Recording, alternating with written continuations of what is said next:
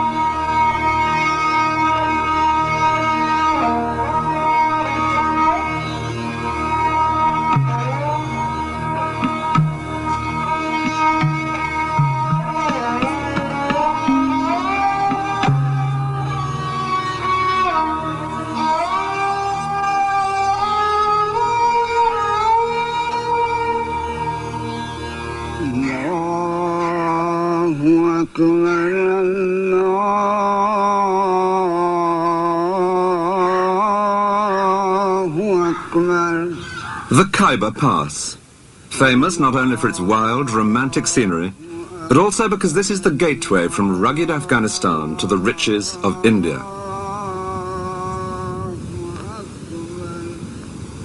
Through these mountains have come a succession of great conquerors, restless for new lands to plunder.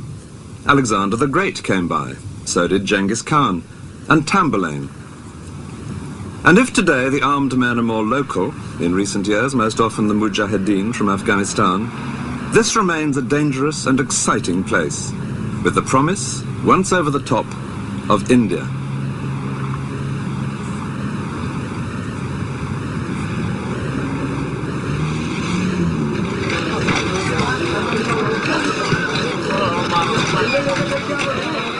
The first large town through the pass is Peshawar, now in northwest Pakistan. This has always been a busy meeting place of merchants and adventurers, and no doubt the armies of those conquerors contributed their bit too to the racial mix, passing back through here with the spoils of India on their way home.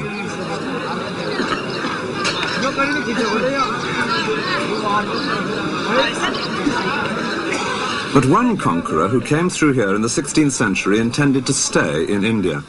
He was a buccaneer with royal blood in his veins. His name was Babur. Babur had a direct link with those earlier conquerors, being descended on one side from the leader of the Mongols, Genghis Khan, and on the other from that equally ferocious predator, Tamburlaine.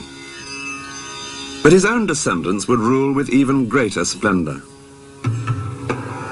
Their court in India became famous throughout the world for its lavish display, astounding the European visitors who witnessed this scene, and who would call these emperors the Great Mughals, meaning the Great Mongols. Their exquisite paintings and buildings, together with often grisly deeds of treachery, would add up to an irresistibly exotic Oriental melodrama. The family liked to imply that they ruled almost the whole world, enabling the lion to lie down with the lamb. But the early days of Babur himself had been very much humbler. His father had ruled a small kingdom to the north of Afghanistan, but he died when Babur was only 11, and his inheritance was grabbed by a stronger neighbor.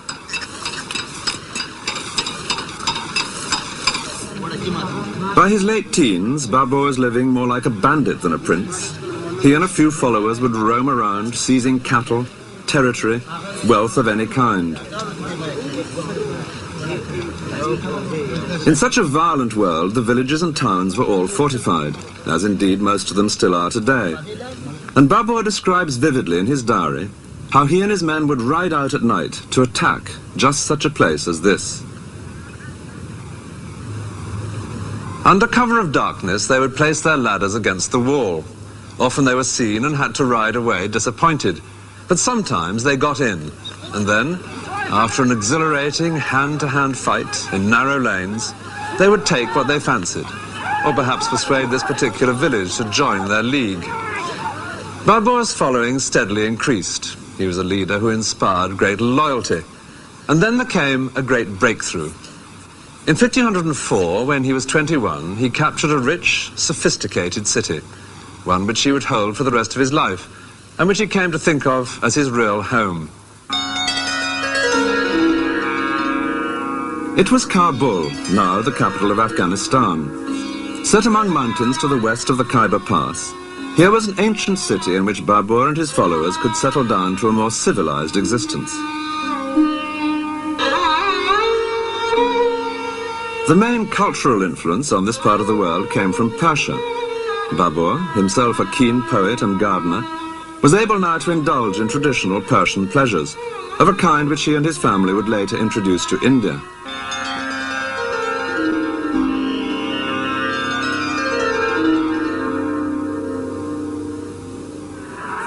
But a ruler in those days could never relax for long. A regime based only on military power needed constant new conquests to bring in more territory, more wealth. In three directions, Babur's kingdom at Kabul was unable to expand. To the north was a powerful new ruler who had been grabbing vast territories, including Babur's ancestral kingdom. To the west was the even more powerful empire of Persia. To the south, desert. That left only the east through the Khyber Pass. Northern India was ruled by many rival princes, too busy fighting each other to be likely to combine against an invader, and the prize was a rich one. India was fertile, and an army could advance unopposed in these vast plains after victory in a single pitched battle. When the time for that battle came, Babur would have one great advantage, a magic new weapon.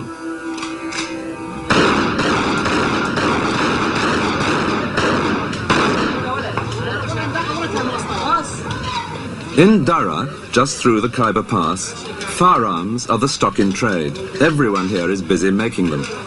But when Babur came this way with his new muskets, which had reached him from Persia, no one knew what these strange objects were. He describes tribesmen making obscene gestures at this weapon that fired no arrow, until it went off in their direction.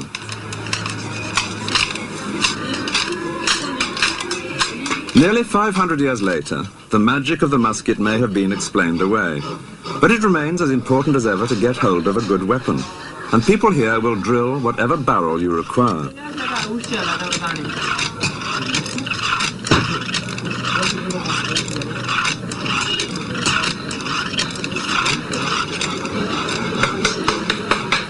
Every day, as the customers try out the wares, the valley resounds with gunfire.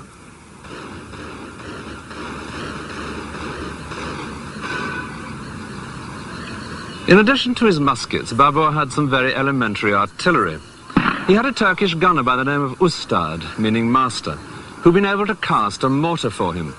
A tubby vessel, something the shape of a deep vase, which when tilted upwards could fire a large stone for almost a mile.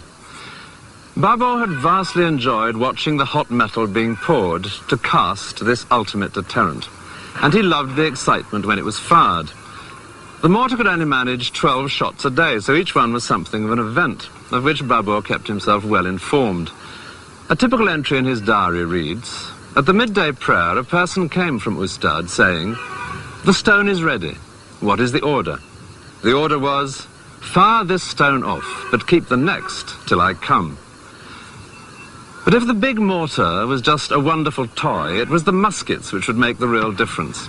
When Babur advanced into India, he would face a vast array of elephants and cavalry, a living force far greater than anything that he could match. But with his muskets, he was able to rely on a tactic which is now familiar to all of us from countless westerns.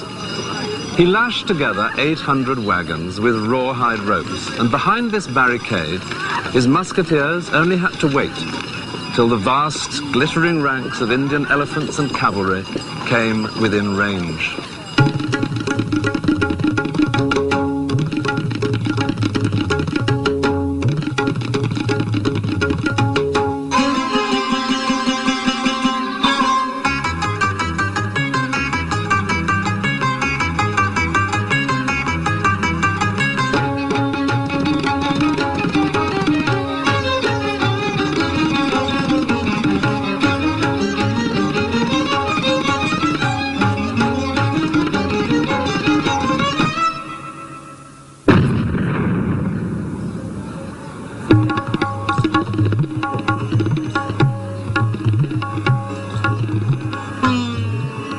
After his victory, Babur moved unopposed to the heart of northern India, through Delhi and onto the city which more than any other is now associated with the great Mughals. All the famous buildings here in Agra were created for Babur's descendants and their families. The Taj Mahal is but one of many.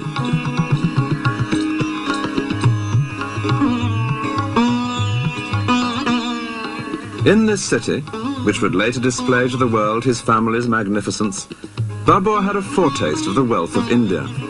Among the booty captured here was a rather large diamond, the Koh-i-Noor, which is now the jewel in the crown of the British Crown Jewels.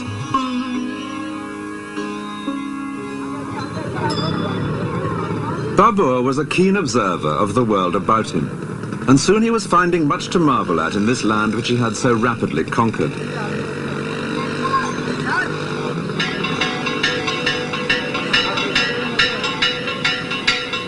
Here was a culture entirely different from the Muslim world, which had so far been the limit of his own experience, a scene of colourful and noisy ritual, and one in which women, whether in stone or in flesh, played a far more visible role, as here in a temple in Udaipur.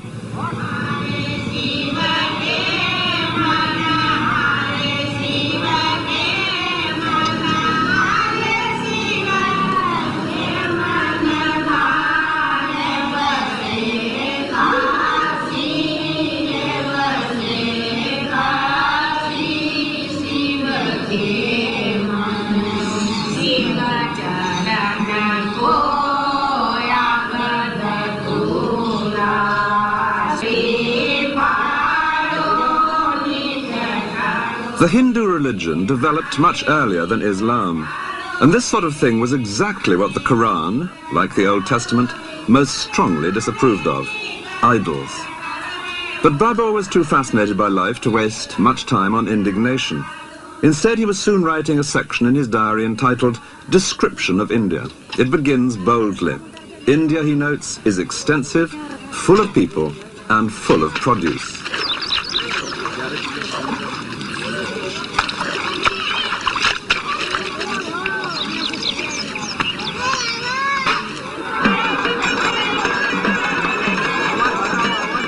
It was the profusion and colour of life in India that most amazed Babur, as indeed it does any visitor today. And he was astonished by the number of craftsmen, though he does complain that it was impossible to get a decent pair of trousers made.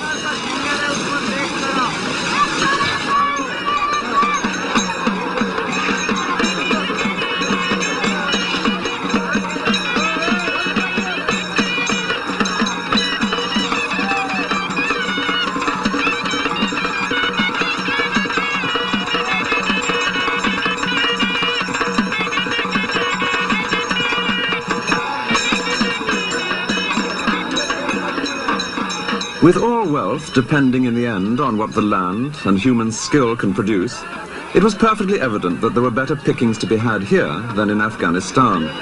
Though in India's summer heat, Babur did always feel dreadfully homesick for the mountains of his youth.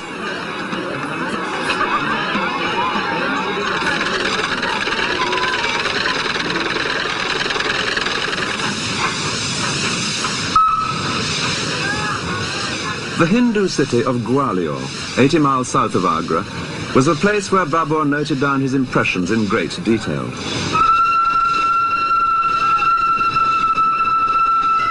He first came here on September the 27th, 1528. That day he had earache, and so had taken opium, which was causing him to vomit when he visited this great fort. But, like any good tourist, he put up with that.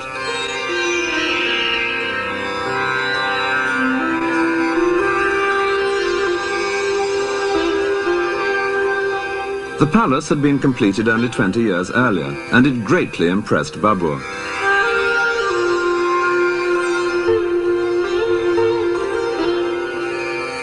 He noted the tiles, which included, he said, the semblance of banana trees.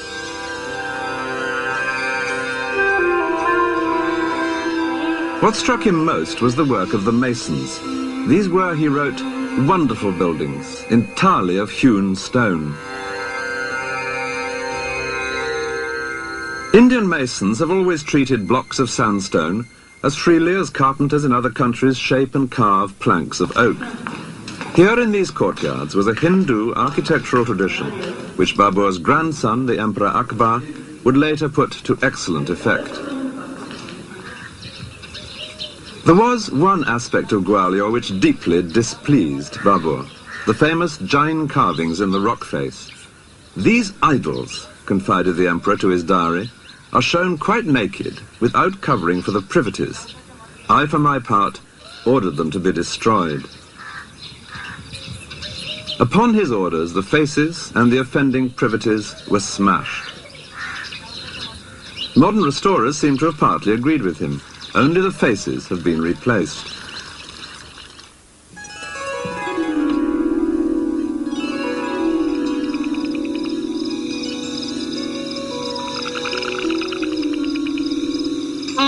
The illustrations, done later for his diary, reflect Babur's fascination with the wildlife of India, though the artists don't always seem to have studied nature as closely as he might have wished. One frequent complaint in his text is the lack, in India, of good, cool streams. All the Mughal emperors loved water, and where they didn't find it in nature, they set about providing it in gardens.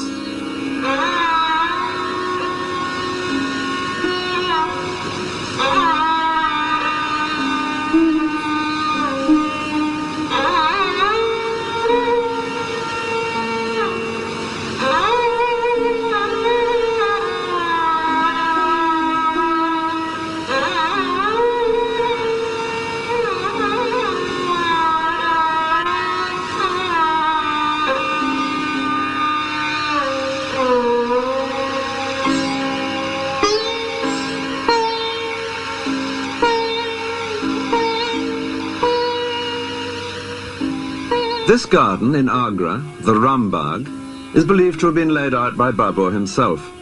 It follows the rectangular system of the water gardens of Persia, just as in the paintings.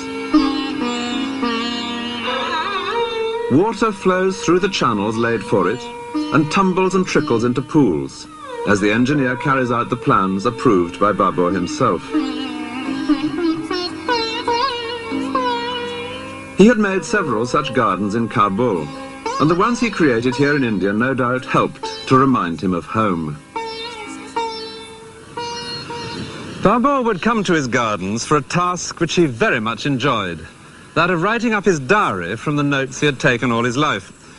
And the tale he had to tell was among the most romantic of life's basic plots, the rags to riches story, from the early days, with sometimes just a couple of hundred followers, to all the wealth of India. And it was here in Agra that he decided to celebrate his success. He would give a sort of empire warming party. Word was sent out that all who had helped him on his way should come to receive fitting benefits. Even quite humble people were invited. A man who had once helped him across a river on a raft, some peasants who had sheltered him in Afghanistan. It took a couple of years for all the guests to arrive, and then there was a huge feast, with Babur under a pavilion in the center, and the guests stretched out in a great semicircle of 100 yards or more. There was much present giving, and dancing, and acrobatics, and general self-satisfaction.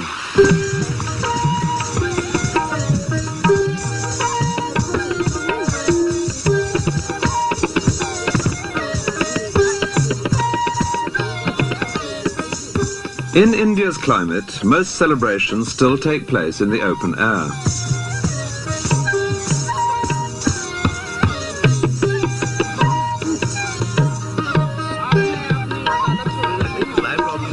From everyday picnics to more special occasions, a meal on the grass or on carpets remains a part of social life.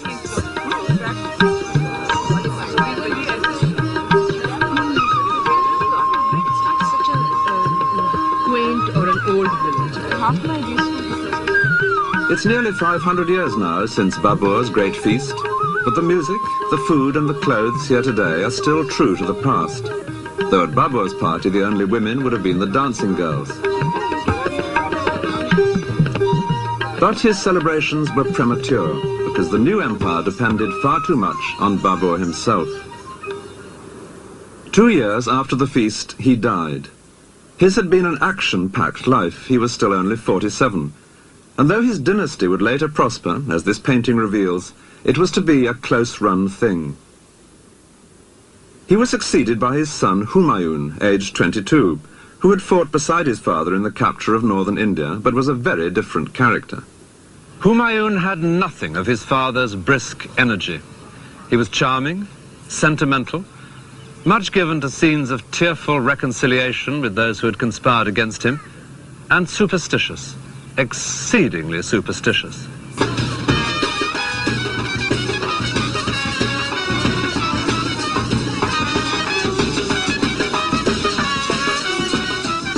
The superstition that dominated Humayun's life was one that is still an everyday feature of India. This marriage procession, a familiar sight in the streets here, couldn't possibly happen without the precise time being chosen in advance by an astrologer.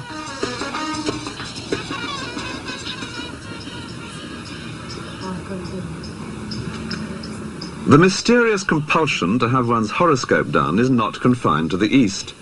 But Humayun tried to organize his entire civil service by the signs of the zodiac, far more ambitious than the simple personal attention that most people want from the astrologer. In Humayun's astrological civil service, the officials responsible for the earth signs naturally took charge of agriculture. The water signs had the canals, while the fire people busied themselves with military matters. But astrology won few battles, and soon the Mughal armies were suffering some unpleasant shocks. Humayun himself had to make several humiliating departures from the battlefield, including one hurried escape across the Ganges, hanging on to an inflated goat skin. The empire, which he had inherited from his father in 1530, extended far across northern India. 10 years later, he had lost control of the whole of it, and was wandering as a refugee in the deserts of Rajasthan, with his family and a dwindling band of courtiers. Their circumstances were already bleak, but there was worse to come. In the heat of the desert, there is no greater relief than to come across a working well. But this was to be an increasingly rare sight that summer for Humayun and his family. They began to find that most of the wells they came across were dry. They had been filled with sand, the buckets were clogged and empty. The cause was a clash with Hindus. Members of Humayun's party had killed some cows, sacred animals to any Hindu. Rajasthan is a fiercely Hindu territory, and the people here had been deeply offended.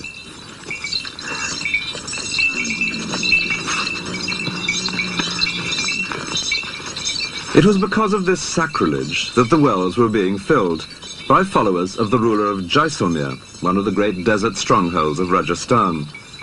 This kingdom was just the sort of place Humayun's descendants would have to come to terms with if they were to recover and hold India.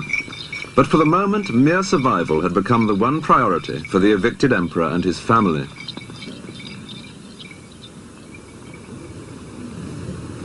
They plodded hopelessly on, though one small miracle, which was often later retold with delight in family history, did seem like a good omen. A young wife of Humayun's was just 15 years old, but was also 8 months pregnant.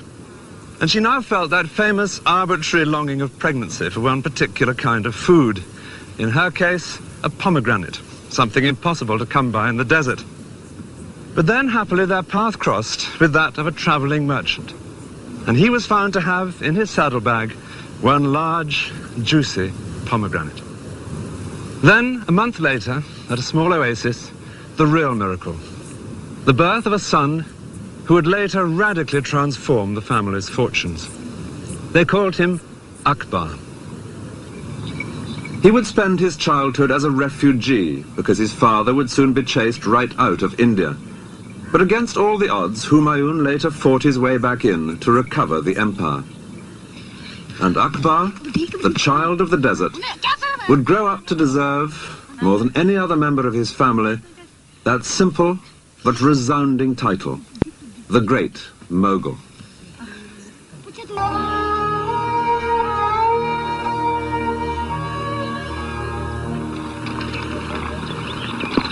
The powerful fort of Rohtas in Pakistan was built during the boyhood of Akbar, the greatest of the great Mughals. But it was built by a rival who had driven Akbar's father from India, a mere 15 years after the family had conquered the land. The Mughal Empire now seemed little more than a 9 days wonder. But then India fell once more into chaos, and Akbar's father managed to fight his way back past here to recover his kingdom. It was the plains of northern India which the Mughal family had conquered in 1526, and which Akbar's father, Humayun, now recovered, settling back into his capital city at Delhi. It was only just in time, for 6 months later he was dead, but at least that meant it was here in Delhi that his tomb would rise, as the first of the great Mughal monuments, giving a reassuring, if so far entirely false, sense of stability and power. Above the tomb, a dome, like a bud which would later flower in the dome of the Taj Mahal, reflecting the Persian traditions behind the Mughal family. Poetry played an important part in Persian court life, and with pleasures such as these, Humayun now relaxed once again in Delhi. As well as reading poems, a favourite game was to improvise them, and naturally his reconquest of India was the most popular subject of all. It was into this building that Humayun now moved his precious collection of family manuscripts. This was the scene of the poetry readings, but the scene also of a disastrous accident. One day in 1556, Humayun was up here on the roof of his library. He'd been hearing the latest news from Mecca, from some pilgrims who had recently returned, and he was discussing with his astrologers the hour at which they expected Venus to rise, because he intended to hold an assembly at that propitious moment. And when that time had been agreed, he began to go down these steep stone steps. And then, something which the astrologers had evidently not foreseen. His foot was on the second step, when he heard a muezzin from the nearby mosque calling the faithful to prayer. And as Humayun turned to incline his knee in respect, he tripped in his robe and fell headlong down.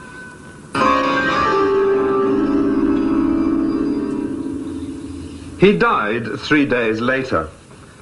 And in such an unstable empire, the sudden death of the emperor automatically meant a political crisis.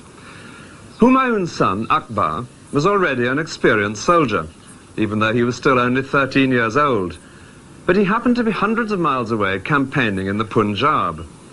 If the news got out before Akbar was publicly enthroned, it was certain that others would attempt to seize power.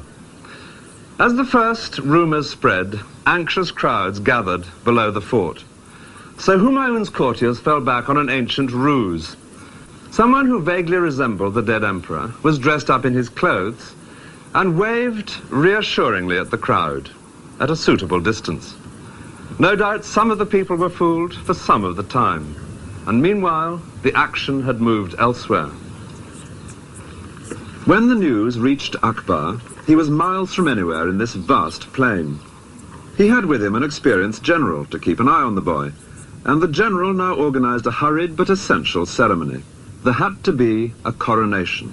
The king is dead, long live the king.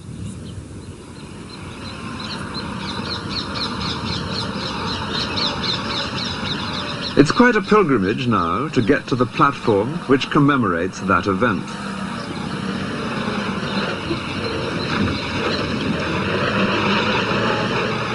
Known as the Throne of Akbar, this surely has to be the least visited of all Mughal monuments. Well, here at last it is, with just some water buffaloes now standing where the courtiers did on that distant day, and a rather brutal Ministry of Works fence separating it from the surrounding countryside.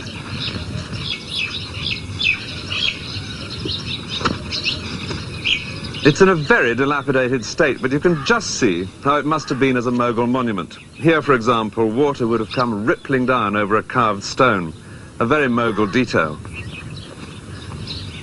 Dreary though this looks, it's a most evocative place, because that event, here in the middle of nowhere in 1556, was to be the turning point for Akbar's family, leading to more than 100 years of astonishing achievements. But on the face of it, as he sat here that day in a golden robe specially made for the occasion, the prospect was bleak. It was only to his own army grouped around him that he was emperor. Others would have different ideas. His claim to rule was not that strong. His father and his grandfather had between them notched up only 15 years ruling in India. And there were plenty of rival rulers who would now see a young boy on the throne as just the chance they'd been waiting for. As proof of that, it wasn't long after Humayun's death before a large Hindu army captured Delhi, and then moved in this direction to drive Akbar from India. In the resulting battle, the Mughals were heavily outnumbered, and if they'd lost that battle, there would have been no Mughal empire. In the event, they were saved by a stroke of luck. A chance arrow hit the Hindu general in the eye, and the sight of him, slumped so visibly on top of his elephant, caused his army to flee. On such small incidents, the tide of events can turn.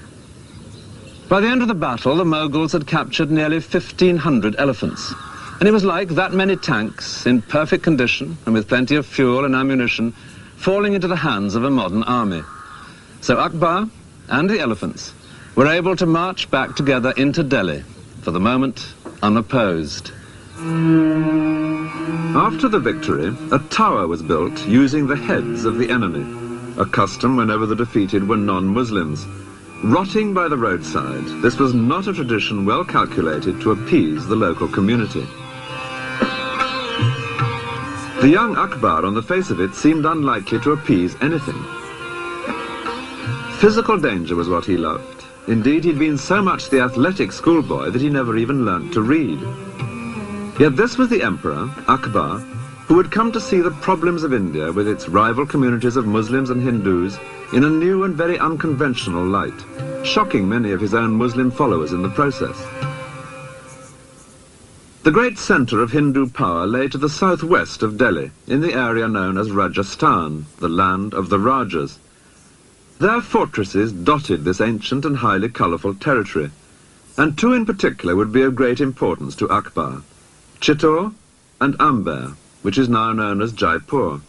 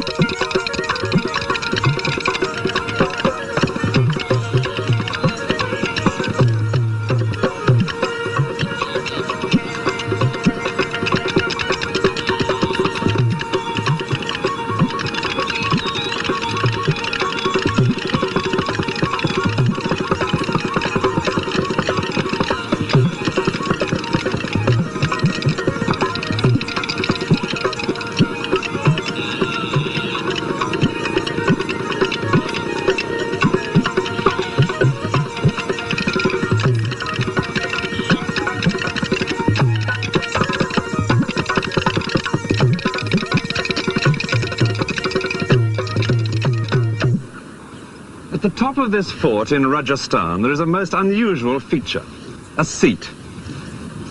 It's perfect now for enjoying a quite spectacular view, but that wasn't its purpose.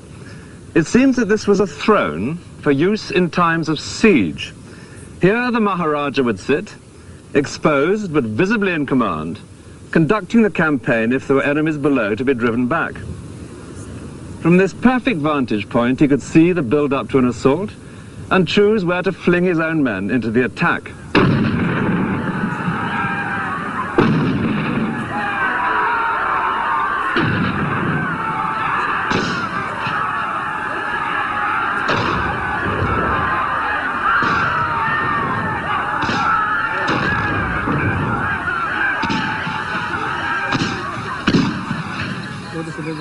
The ferocity of the fighting men of Rajasthan, the famous Rajputs, was legendary.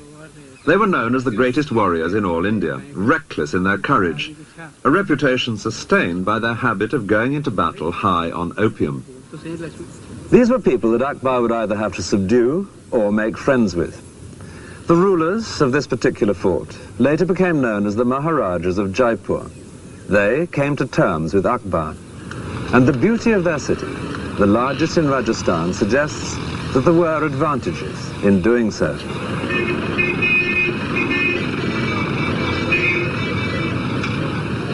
Jaipur was built as a completely new city after 2 centuries of alliance with the Mughals. It all began with a marriage. At an Indian wedding, even today, the bridegroom, with a small male relation mounted in front of him, goes on horseback to meet his bride.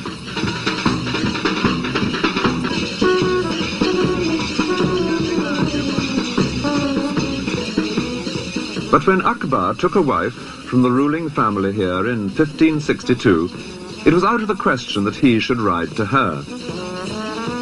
It was she who was sent to him.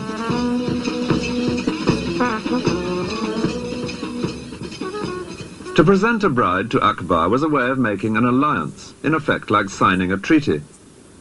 And as he travelled round with his court, building up his fragile empire, he made many such arrangements. His harem contained some 5,000 women, mostly slave girls. Among his wives there were several Hindu princesses, each a token of friendship from her own family. But the first had been the bride from Jaipur, and beneath the fort there would soon appear the famous palace of Amber, the first unmistakable sign of a new prosperity. It was built some 40 years after the wedding by a Maharaja who had become Akbar's leading general. His palace has become one of the great sights of India.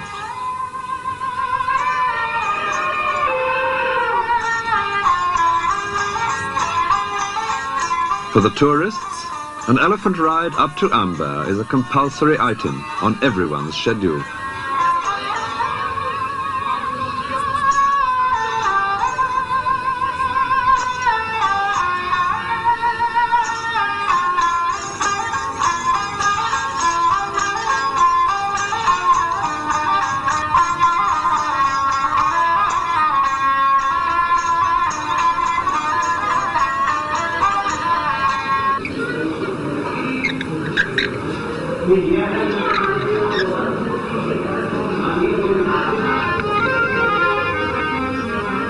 The most impressive details were naturally in the Maharaja's own quarters, with patterns of inlaid stones and fragments of mirror.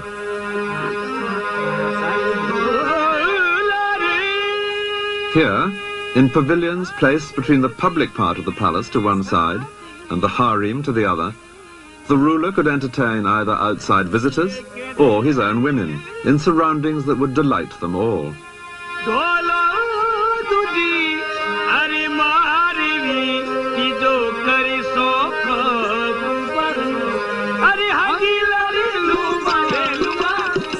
A few miles away, in their new city of Jaipur, the Maharajas of Amber would build another palace.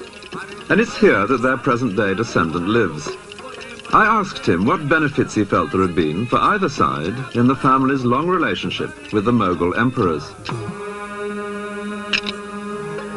The Mughals got governors and generalship from the House of Amber, and the House of Amber got the peace and tranquility to be able to pursue and build the city of Jaipur, and was again considered one of the main Hindu and Rajput states of that period. And what about religion?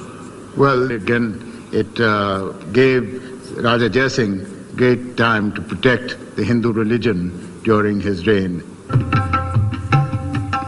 Akbar spent much of his time moving round with a vast army, using the sport of hunting as his diplomatic cover. Any troublesome ruler might soon find the emperor killing deer on his own doorstep, with the infantry standing in as beaters. One of the ways of hunting that the emperor most enjoyed was with the cheetah, the Indian leopard. the fastest animal on Earth.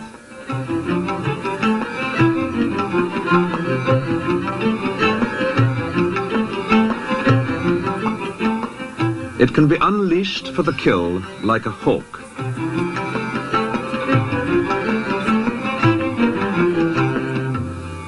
This crowded scene, with a fence in the background, depicts another favourite way of hunting. Akbar's soldiers would drive the deer in from miles around in an ever-shrinking circle. Then, as soon as the terrified animals were contained in a small enough space, the portable fence would be put up around them, and riding in with sword or lance or gun, the emperor would indulge in an orgy of killing.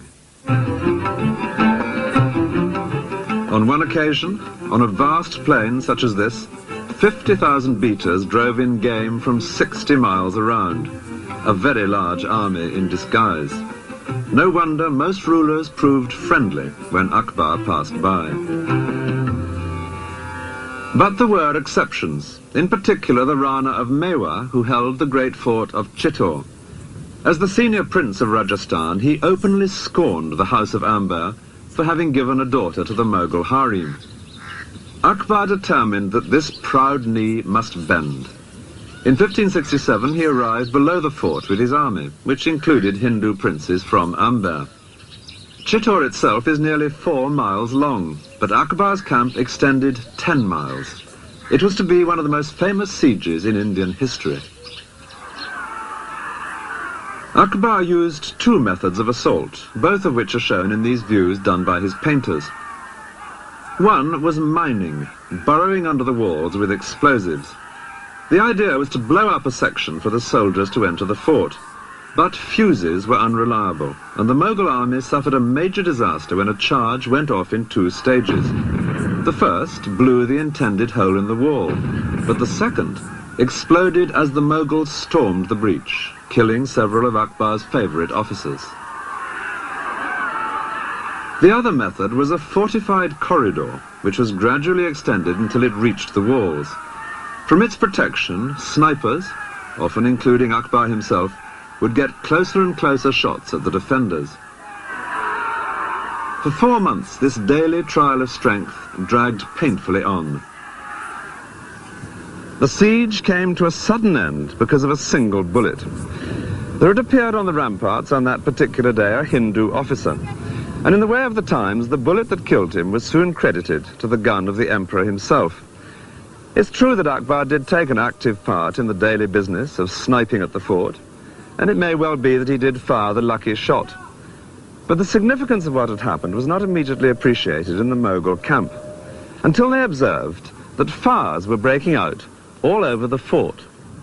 Then the Hindu generals in Akbar's army were able to explain to him what was happening. The man who had died must have been the prince in command of the fort, and the fires were part of a grisly but hallowed Rajput ceremony, which always took place whenever defeat seemed inevitable. यानी कि हम जब राजपूत हार जाते हैं तो भी हमारी राजपूत परिवार की स्त्रियां जोहर में जलती हैं. जोहर शब्द का मतलब The Johar, described to every visitor here, is the favourite incident in Chittor's history, a symbol of the unyielding pride of Rajasthan. For the wives of Rajput warriors, death rather than dishonour was the compulsory tradition in the face of defeat. They were all burnt before their husbands sallied forth to meet their own equally certain end in a final, hopeless battle. Inside the fort there were some 40,000 peasants living, and, unusually for him, Akbar now allowed them too to be massacred. Clearly this victory over the uncompromising Rana of Mewa was to be taken as an example. The city of Udaipur reveals that the Rana himself compromised in a rather different way. He had left his men to defend Chittor while he withdrew to start again here, further removed from the centres of Mughal power. An unglamorous decision, but it preserved the independence of his house, which never intermarried with the Mughals, and it gave us one of India's most beautiful cities.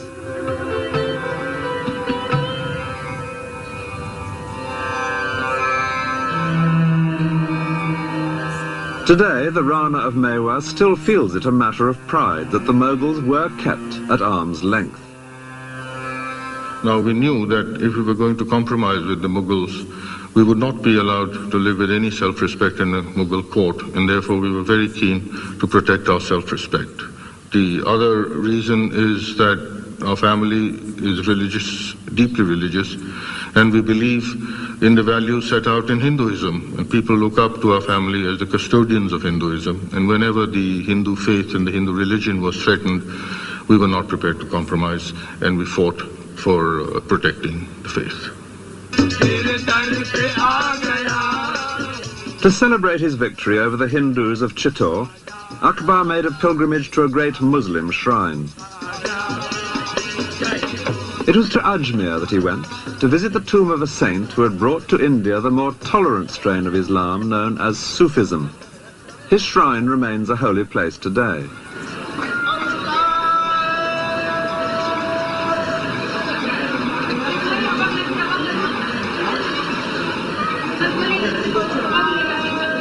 The saint here had died 3 centuries before Akbar's visit, but it was to be a living saint who had now become of great importance to the emperor.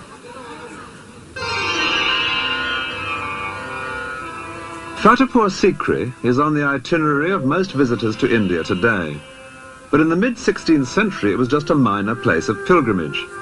There was a saint living here of the same tolerant sect as the saint at Ajmer, and like other holy men, he would receive visits from those seeking comfort or advice.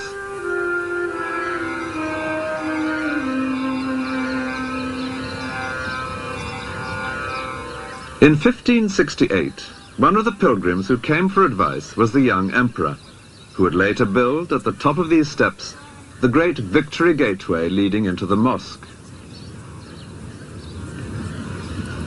When Akbar came to visit the saint who lived near here, he brought him a pressing problem. He was now 26, but in spite of his large number of wives, he still had no son. Well, the saint gave an uncompromising answer. Without hedging his bets, in the usual way of soothsayers, he declared categorically that the emperor would have not 1 son, but 3. Soon after these comforting words, news came that the Hindu princess from Amber was pregnant. For safety's sake, Akbar sent her to live near the saint, and here a boy was born. A year later, another princess was pregnant. She too was sent here, another son. And 2 years after that, a third boy, exactly fulfilling the saint's prophecy. But with a track record like that, an emperor does not stand idle. And that was why, over the next few years, Fatehpur Sikri became increasingly important in Akbar's life. The palace, which Akbar would now build beside this mosque, was a gesture of gratitude to the saint, of confidence in the future, and of exuberance. An exuberance reflected, it's pleasant to imagine, in an entertainment offered to the visitors here by one particular old man, several times a day.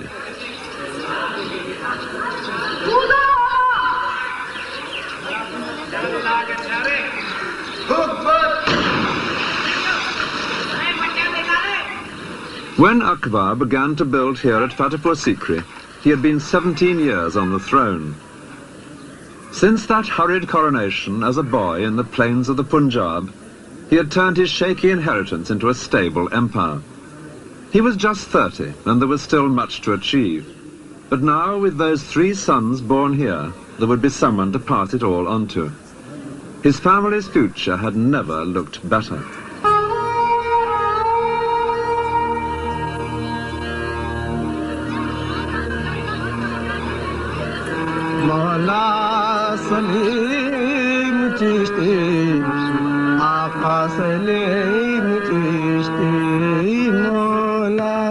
The hilltop round the mosque at Fatehpur Sikri was bare in the 16th century. Then at amazing speed an extraordinary group of buildings appeared here, the heart of an empire, all bustle and business. But that lasted just 14 years, after which the place was deserted, and it's remained so ever since. This is not a ghost city, it's a ghost palace. In these courtyards, the Emperor Akbar created his own very original concept of a place where a ruler could feel really at home. Akbar decided to build here because of a local holy man, or saint, so the mosque was always central to Fatehpur Sikri.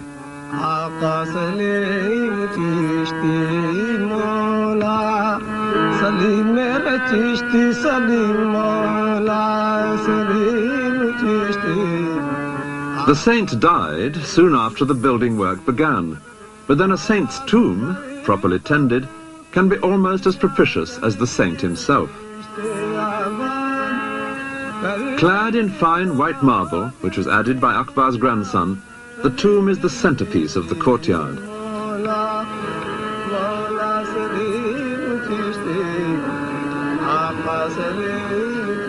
A daily custom in the shrine, out of sight behind the carved marble screens, reveals precisely why Fatehpur Sikri was built. Women tie threads to the screen. Each is a wish for a child, a reminder that when Akbar came here without an heir, the saint told him he would have 3 boys, and when he did, the builders were called in. Akbar chose a Hindu style of architecture, and no doubt most of his labourers were Hindus too. Certainly the women.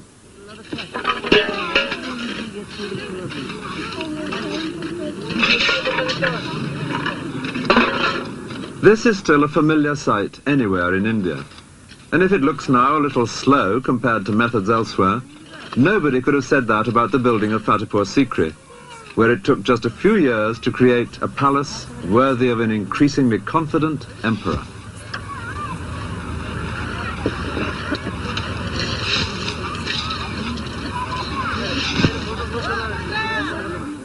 This was the area over which Akbar, at the age of 13, had inherited very shaky control. And this was the stable empire which he in his turn would hand on some 50 years later. Delhi had been his father's capital. Agra would eventually become his own. So the saint's home at Fatehpur Sikri, in addition to being so propitious, was strategically placed at the heart of the empire.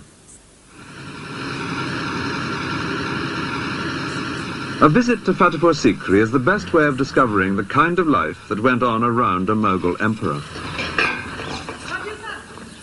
Yes, coming.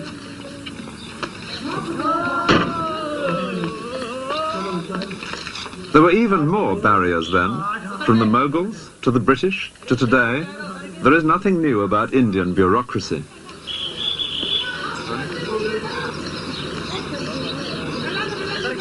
We take it for granted now that you can walk straight into any town. But in those days, the town gate was a real obstacle, always shut, for example, at night.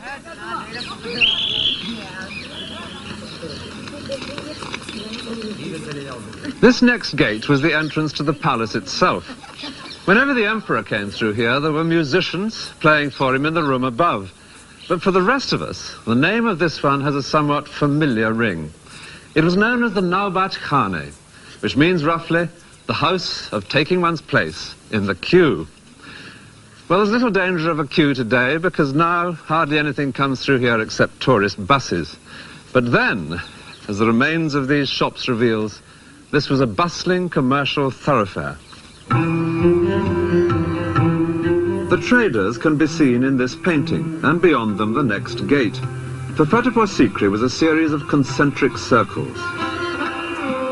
With the emperor at the center, each circle became more private, more difficult to get into. It wasn't till this courtyard that you might catch a glimpse of the emperor himself. He would appear here each morning to hold public audience from his raised throne pavilion on the far side. This is Diwan-e-Am, the hall of public audience. Emperor used to sit in the center and both side ladies, and downside all ministers. Public used to sit there. The public consisted largely of officials who attended to hear the judgments or decisions that the emperor had made in private council. In the next courtyard stands the extraordinary building which Akbar devised for that private council. It has an interior which is no use at all to anyone except an emperor. It's a single high room with this massive pillar in the center. Down below would stand those who were going to hear the emperor's discussions, but not take part in them. Clerks, for example, recording what was said. The purpose of this great pillar is not immediately clear. In fact, it's a very high throne, as can be seen from above. The one flaw in this otherwise splendid design is that to reach his throne, the emperor had to climb some astonishingly steep stairs. But once he'd got to the top, a very different prospect, and a quite extraordinary seating arrangement. There are places to sit all round the edges, and 4 bridges to the throne in the centre. If someone needed to talk more intimately with the emperor, or to take him something of interest to look at, he would cross one of the bridges, no doubt stooping humbly as he went, which does also make it feel a lot safer, to where Akbar sat on plump and comfortable cushions. The whole arrangement seems custom-built for an egomaniac, which is exactly what it was. But then emperors and modesty have never gone hand in hand, and this does feel exceptionally good. Akbar loved in particular talking about religion, on which he was very much a free thinker, unlike his predecessors. He refused to accept that his own creed, Islam, could have a monopoly of the truth. And he enraged his experts on the Quran by making them discuss, in here, the nature of God, not just among themselves, but in argument with Hindu gurus, who would sit on the opposite side. The final straw for the Orthodox Muslims was when Akbar introduced his own religion. It borrowed something from each of the others, but added one startling new element, in that Akbar himself seemed to have taken over the role of God. Close to Akbar's eccentric hall of private audience, there is a 5-story building. It stood on the borderline between the male world of Akbar's imperial responsibilities and the feminine part of the palace, the harem, which lies beyond. This is the Panch Mahal, 5-story building, summer palace for the ladies. As the guide explains, this lovely, cool palace without walls was probably used on special occasions, such as parties, by Akbar and his profusion of ladies. The women would come to it from their enclosed quarters beyond, an area into which in those days no man, except the emperor himself and male members of the family, would ever go.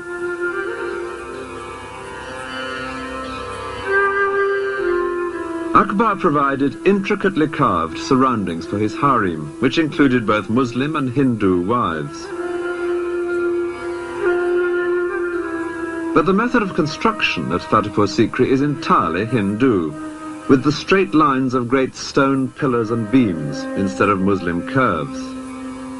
These rooms were lovely places to loll and chat in on a warm evening. If they look a bit stark now, it's because they're unfurnished. This is like viewing an empty flat, and as on that occasion, the trick is to imagine the missing items. Not just the girls themselves, but pretty things in the alcoves, cushions to recline among, and above all, carpets. An English visitor to India marvelled at the rich display of carpets. All their bravery, he wrote, is upon their floors.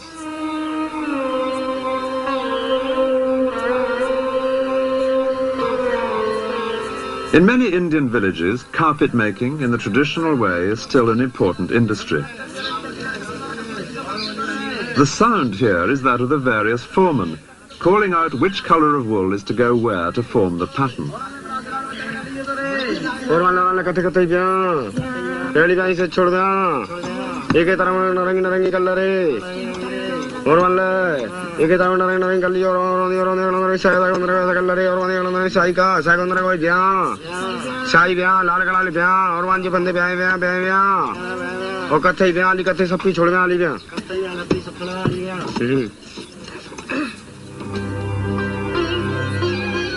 The daily life of Akbar's court is known to us in great detail thanks to one man, a fascinating character, a writer who became a close friend of the emperor. His name was Abul Fazl. In Fatehpur Sikri, at a discreet distance from the harem, is this house. It's believed to be the one in which Abul Fazl lived. He'd come to court in his early 20s, and his great intelligence, combined with an almost unlimited willingness to lay on flattery with a trowel, both of them qualities which endeared him to Akbar, meant that he soon became, in effect, the emperor's resident intellectual. The great task which Akbar entrusted to him was the recording for posterity of his life and possessions and achievements. And these 3 fat volumes are less than half of what Abul Fazl wrote. Indeed, in the printed version, his work amounts to some 4,000 pages. The greater part of that is his history of Akbar's reign, and this was a project organized with a thoroughness typical of the emperor. Orders were given that all his elderly relations and the oldest palace servants should write down everything they could remember about the past. As to the present, there were now to be 2 scribes on duty every minute of the day, noting down everything that happened. An Englishman visiting the Mughal court wrote that no part of the emperor's day goes unrecorded. No, not so much as his going to the necessary, or how often he lieth with his wives, and with whom, so that it may appear in the chronicles. Well, the chronicles were what Abul Fazl provided, and illustrating them became the most important task for Akbar's great studio of painters. In this house there lives a family of painters who have practiced their craft here for generations, for the most part producing images in the traditional styles of the past.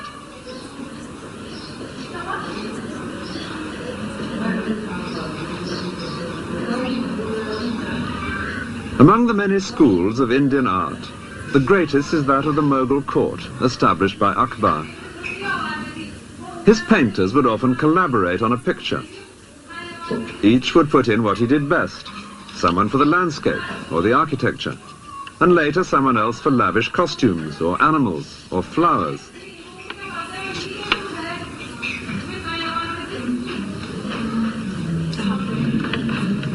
And always someone for the most skillful task of all, the faces. They had to be recognizable. What Akbar looked for in a painting was an accurate image of the life that he knew.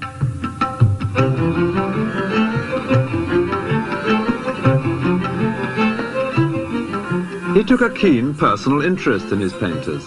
Pictures were regularly brought to him for his comments or approval. As a result, the work of his studio adds up to a fascinating visual archive of how things were done.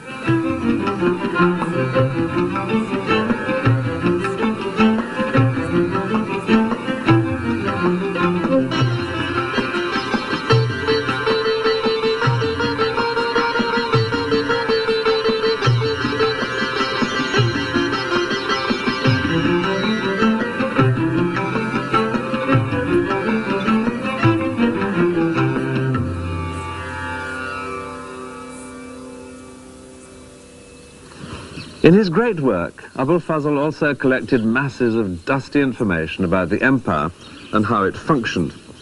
Statistics, for example. There are columns and columns of them, and they run on for page after page after page. And then there are fascinating nuggets of very unexpected information.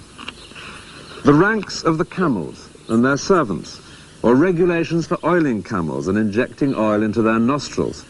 Whenever anything worth having has been invented, it's invariably credited to Akbar himself. Under the manner of cleaning guns, we learn that this used to be a most laborious task. But His Majesty, from his practical knowledge, has invented a wheel, by the motion of which 16 barrels may be cleaned in a very short time. The wheel is turned by a cow. And then there are fascinating details about Akbar's daily routine. We learn that he never drank anything but water from the Ganges, which was carried with him wherever he went. And he had the great luxury of ice arriving every day of the hot Indian summer in an endless succession of boats and carts from the distant Himalayas. He only had one meal a day, but the fuss that caused was phenomenal on its long journey from the kitchen. India's housewives still prepared dishes for their husbands to take to work in that splendid Indian invention, the tiffin can. But Akbar's dishes were sealed for a different reason, fear of poison. Before sealing, each was tasted by 3 officials. If anyone was going to die in instant agony, it would not be Akbar. One of the greatest bonds between Abul Fazl and Akbar was a shared love of religious speculation. And Abul Fazl spends a great deal of space in this volume describing the beliefs of different religions. So both men were equally delighted when a third element was added to the discussions held here at Fatehpur Sikri between Muslims and Hindus. There arrived from Goa something entirely new, a couple of Jesuit missionaries. Christian engravings had already begun appearing in the elegant scrapbooks kept by Mughal courtiers, because the Portuguese had now been in Goa, on the west coast of India, for half a century. Distributing images of this kind was a part of missionary activity. The efforts of the missionaries did lead to some surprising juxtapositions. The companion for Jesus is Akbar's own son, Jahangir. Akbar's Muslim advisors were ordered by the emperor to engage in debate with the two visiting Christians. Akbar expected some sort of truth to emerge. Vain hope. The Jesuits pitched into the Muslims with such vehemence that the emperor himself had to take them aside to advise caution. Even so, they stayed for 3 years in Fatehpur Sikri, only leaving in despair when Akbar announced his own new religion. But at least they had provided some interesting new themes for Indian artists.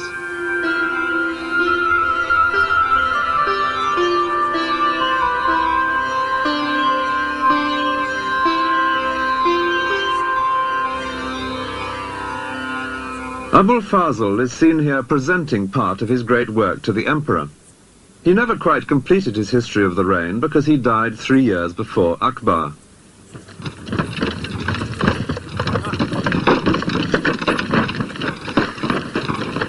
This romantic place, by the name of Orcha, 100 or more miles south of Fatehpur Sikri, was where Abul Fazl met a violent death. And how the free-thinking intellectual came to this improbable end at the hands of the man who ruled here requires some explanation. In what was essentially a military society, the only way of real progress to fame and fortune was by proving oneself in battle. So Abul Fazl used his influence with the emperor to be given military command, and soon he was in action. He seems to have revelled in skirmishes and sieges. Writing them up later, he invariably makes the most of his own involvement. Our brave warriors were nearly being defeated, he reports on one occasion, but the writer came up and the enemy was dispersed. Unfortunately, the brave writer had one powerful enemy on the Mughal side.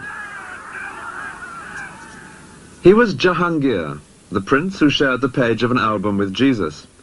As the eldest son, he was Akbar's natural heir, but he had led a most dissolute youth, and Abul Fazl had made no secret of his low opinion of him. Now the prince was showing signs of open rebellion. The emperor, Akbar, summoned Abul Fazl back from where he was campaigning in the south, because he wanted his advice. But Jahangir knew that any such advice would be deeply hostile to his own interests. He decided to take action. Far to the south of Agra and Fatehpur Sikri, Abul Fazl was busy campaigning on the distant borders of the empire when he received Akbar's summons to return to court. He set off, confident as ever, to advise his emperor, but his journey would lead him straight into an ambush. Jahangir was friends with the Raja who had his stronghold at Orcha, and he knew that Abul Fazl would have to pass by here on his way north. So he sent word that if the Raja would stop that sedition monger and kill him, he could expect every kindness from the prince. Abul Fazl and his small party were overwhelmed here by about 500 horsemen. He'd had advance warning of the ambush from a spy, and it seems he could have escaped. But he was playing to the hilt his new role of Mughal warrior. He fought to the death. As proof that the deed was done, his head was sent to Jahangir.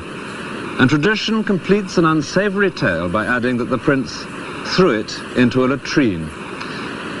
I can't help identifying with the writer who'd worked so hard collecting facts to glorify the Mughal court. It was an unworthy end.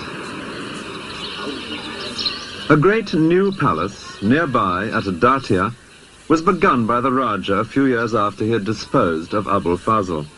Its opulence suggests the scale of reward for political murder. The new building was in the same style as Fatehpur Sikri, but ironically Fatehpur Sikri itself had already been abandoned. It seems the water supply had failed, so the imperial caravanserai moved on, leaving only the ghosts of a brief 14 years of glory.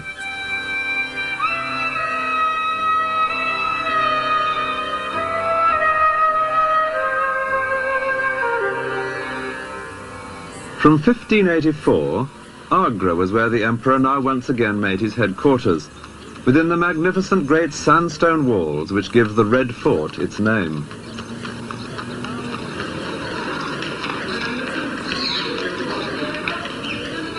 They were walls and gates which Akbar himself had built before his move to Fatehpur Sikri.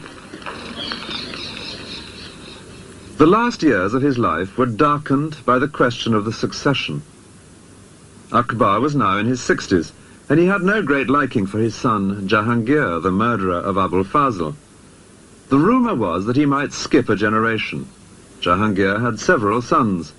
Was it perhaps in the old man's mind to pass the crown to one of them? Some tried to read the answer in one particular event. A favourite entertainment among the Mughals was the elephant fight, and Akbar now ordered a contest between the best elephant of Jahangir and the best elephant of Jahangir's eldest son.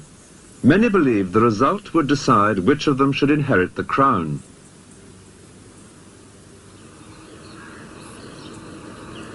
These elephants are high on the wall of the Red Fort at Agra, above where elephant fights invariably took place. Akbar sat up here watching, surrounded by courtiers, while the two elephants fought it out in the open space below. In the event, it was the elephant of his son, Jahangir, which won.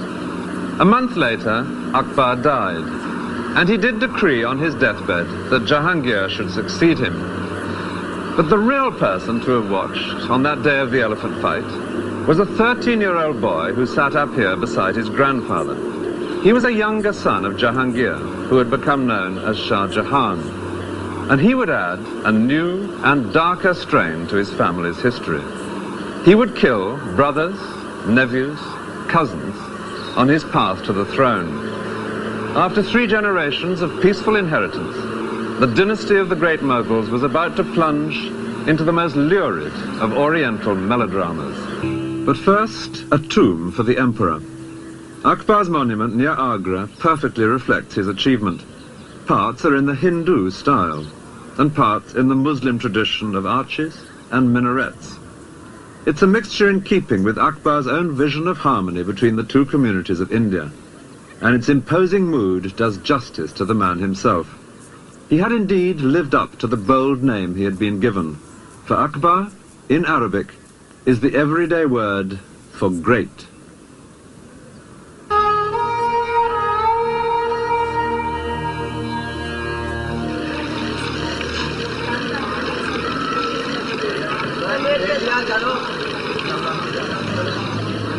The lake of Pushkar in Rajasthan, one of the holiest places in India. Hindu pilgrims have been coming here for more than 1,500 years.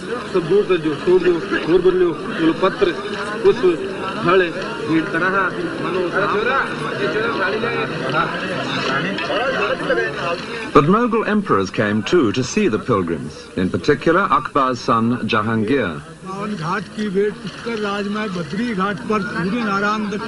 Jahangir loved to observe everything that went on in his empire, including the details of the various rituals.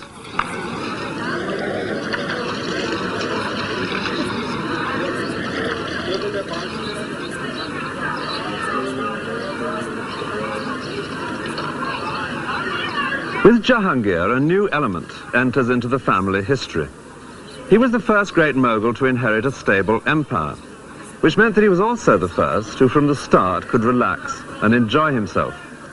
That would involve throughout his life the consumption of far too much alcohol and opium, but it also meant that he could indulge a skeptical and inquiring mind.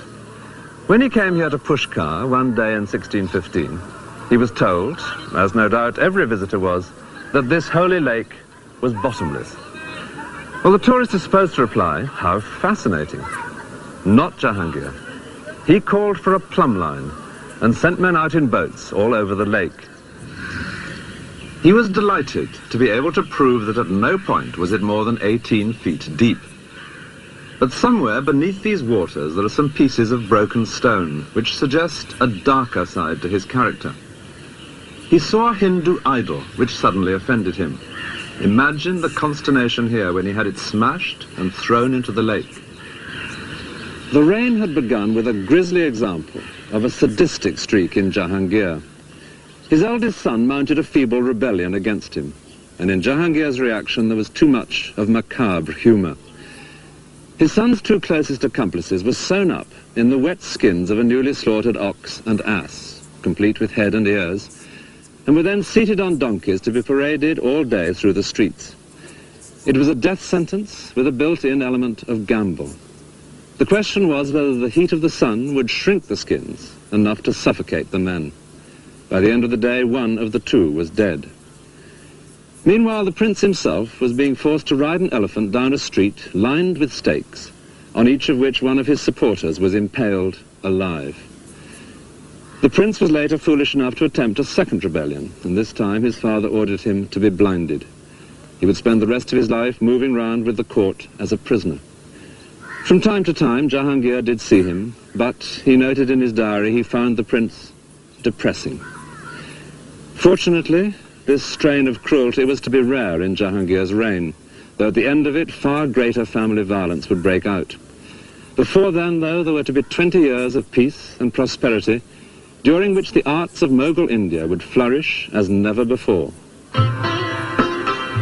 Akbar had set up the imperial studio of painters, but under Jahangir they would excel in images of often outrageous political bravado.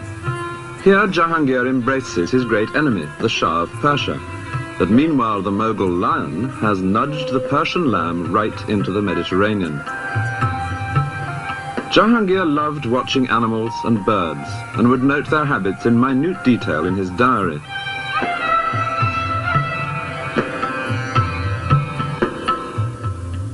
But the diary is just as detailed about his own habits, recording with great precision his decline into alcoholism. From wine he turned to spirits, and then to double distilled spirits.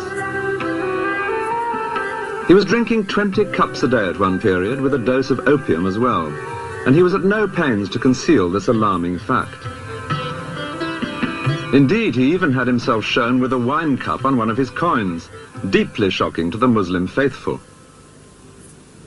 Life in Jahangir's empire is known to us in great detail, partly because it was now receiving much foreign attention. Ships from Portugal, Holland and Britain were sailing right round Africa to visit this land of fabled wealth. It was from the port of Surat in 1615 that a very articulate Englishman set off inland on an arduous journey to seek out the emperor, who was with his army a few miles from Pushkar at the city of Ajmer. Actually, by a strange coincidence, there were two Englishmen here in Ajmer that winter of 1615. They couldn't have been more different, though they did decide to share lodgings. One was the first official British ambassador to India. King James I had sent him out to try and set up a trading agreement for the newly formed East India Company. The man chosen for this difficult task was Sir Thomas Roe, and he describes how he met in Ajmer that famous unwearied walker, Tom Coriat. Coriat was a writer who had indeed spent 3 years walking to India, but was determined that his readers should see him on an elephant. He was lucky to be alive, since his idea of good Christian behavior was to climb the minaret in mosques and to shout down that Muhammad was an impostor. Roe was soon deeply embarrassed by his eccentric compatriot. Coriat was something of a linguist, and he now addressed to Jahangir a speech in Persian, which was fine until Roe discovered what he was saying. He was asking the emperor for money, which Roe considered unseemly in an Englishman. Roe himself, by contrast, had brought presents for the emperor, which was essential for an ambassador because presents played a major part in Mughal court life. Indeed, Roe describes how people would hold up in the air the gifts they had brought for Jahangir, and if something nice caught his fancy, he would ask that person what business he had come upon. Unfortunately, Roe's presents, which had been provided by the East India Company, turned out, when they were unpacked, to be mouldy, which provoked a very sharp letter home. Even so, he did make progress at court, and soon he was invited to one of Jahangir's evening parties.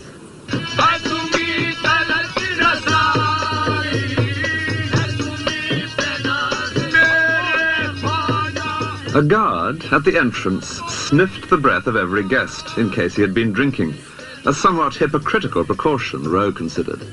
And indeed, serious discussion of British trade did turn out to be quite impossible. The Emperor was, in Roe's words, too drowsy with the fumes of Bacchus.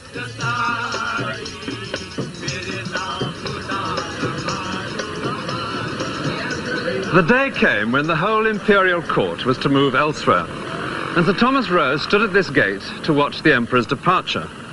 He was dazzled by the jewels which Jahangir wore for the journey. A huge ruby and emerald and diamond in his turban, 3 great double chains of pearls round his neck, diamond bracelets at wrists and elbows, and a ring on every finger. But there was one very gratifying touch, almost certainly unnoticed by anyone except Roe himself. Amid all this finery, tucked into Jahangir's belt, was a pair of English gloves, which Roe had given him. And then, even better, there passed by Jahangir's chief wife, entirely concealed from sight in a closed English carriage, which Roe had brought out in parts to be assembled here. There was still hope, he thought to himself, as he took his place in the endless procession of carts and animals and riders, which he calculated must take 12 hours to pass any single spot on the road.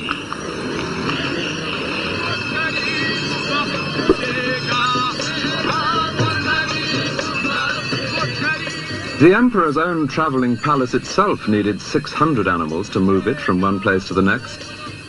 And when the whole city of tents was set up, Roe considered it one of the wonders of his experience. It was some 20 miles around. Here the daily life of court and government could be carried on just as in a permanent city of stone.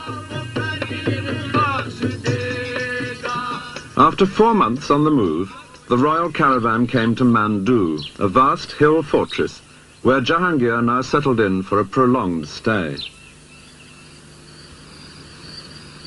Here were palaces in which it was a joy to relax after the upheavals of travel.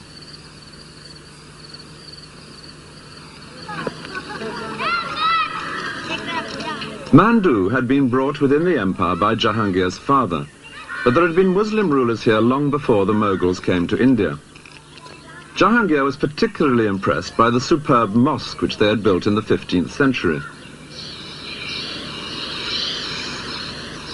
Today, in its corridor of arches, the sound is no longer that of prayers. It is the conversation of bats.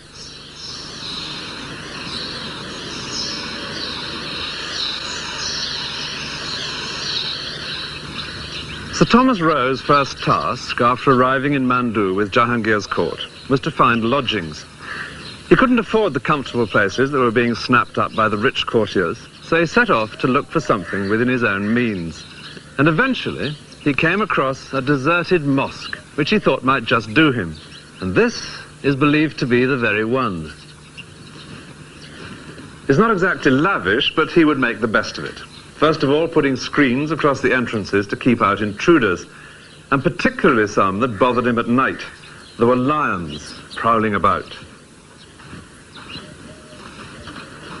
I like to think of him safely barricaded in here with his dwindling stock of presents for important people piled high in an alcove.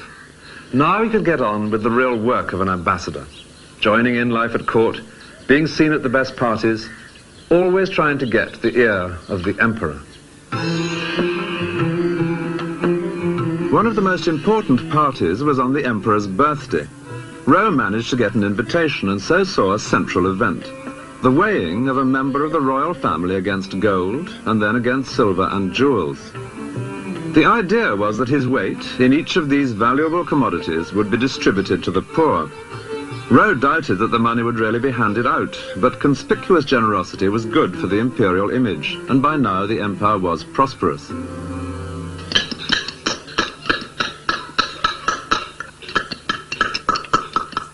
Nearly all rulers bring prosperity to the Masons as they build palaces for themselves or temples to God.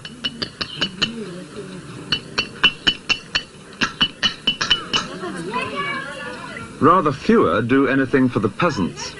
But Jahangir's father had successfully adjusted their taxes, and so encouraged them to bring more land into cultivation. Jahangir loved his wealth, but simple holy men, he liked to pretend, meant more to him than anyone else. The Western monarch being snubbed here by his place at the back of the queue is James I of England, undoubtedly done from a painting brought by Sir Thomas Roe. Maybe Roe also got himself invited to a famous party that summer at Mandu, when candles were floated on tiny boats, an idea suggested by the ladies of the harem. They would have watched unseen, hidden from the sight of the male guests.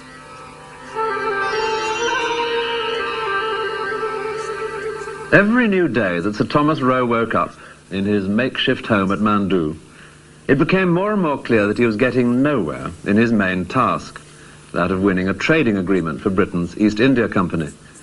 And by now he was well aware of the reason. He was often with the Emperor, who seemed very friendly, but he was nowhere near the real seat of power. That lay, unseen, behind the throne, in the shape of a woman, famous in India's history. She was Jahangir's favourite wife, Nur Jahan. The many portraits of her are all imagined, since no painter would have been allowed to set eyes on the royal women. Nevertheless, she can literally be said to have ruled from within the harem. It's a common Western belief that veiled women, or those in parda, are totally cut off from the world. But to see them today, seemingly separate in a modern street, is to get perhaps the wrong impression. There were certain advantages to being behind the veil, as explained by a woman who herself grew up in traditional parda. Conducting business face-to-face is not necessarily advantageous to both parties. And I feel that the woman in parda had a very special advantage because she was sitting inside, whereas the person she was dealing with, whether it was a businessman, whether it was a property seller, a landlord, whomsoever, was sitting outside. Now, he, of course, couldn't see her. And from his point of view, it was like what a modern telephone conversation is, so that you cannot observe the expressions or you cannot see what the other person is actually feeling.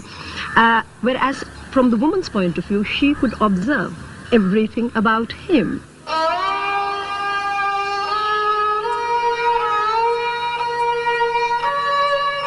Behind every beautiful carved grille in a Mughal palace, there were attentive eyes and ears. Eunuchs would move in and out of the harem with messages and instructions. Some of the Mughal women even owned ships which traded overseas. So Jahangir's powerful wife, Nur Jahan, was not so much the exception as the best possible example of what could be achieved from behind the veil.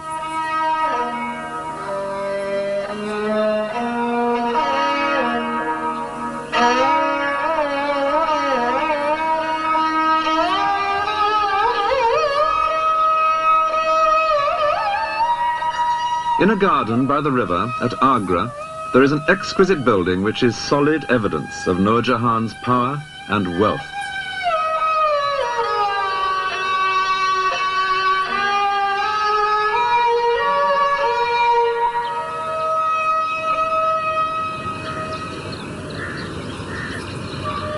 This is the tomb which she built for her father. It's like a perfectly jewelled casket, but done to a monumental scale in the most exacting of crafts. The inlay, in white marble, of intricately shaped and many-coloured stones, each set in so precisely that to the touch alone you could think it an unbroken surface.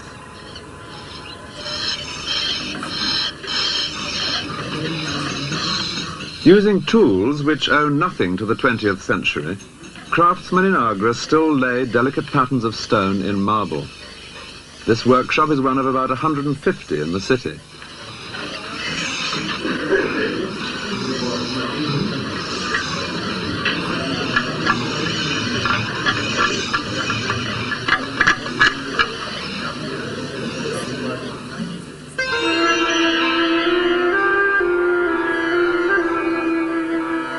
The Taj Mahal, which at a distance looks pure white, is decorated all over with this kind of inlay on a massive scale. This is the tomb of Nur Jahan's niece. And just a couple of miles upstream from the Taj Mahal is the earlier tomb, the one she built for her father. The most spectacular of Mughal monuments, both for people born into her family and only connected by marriage with the Mughals.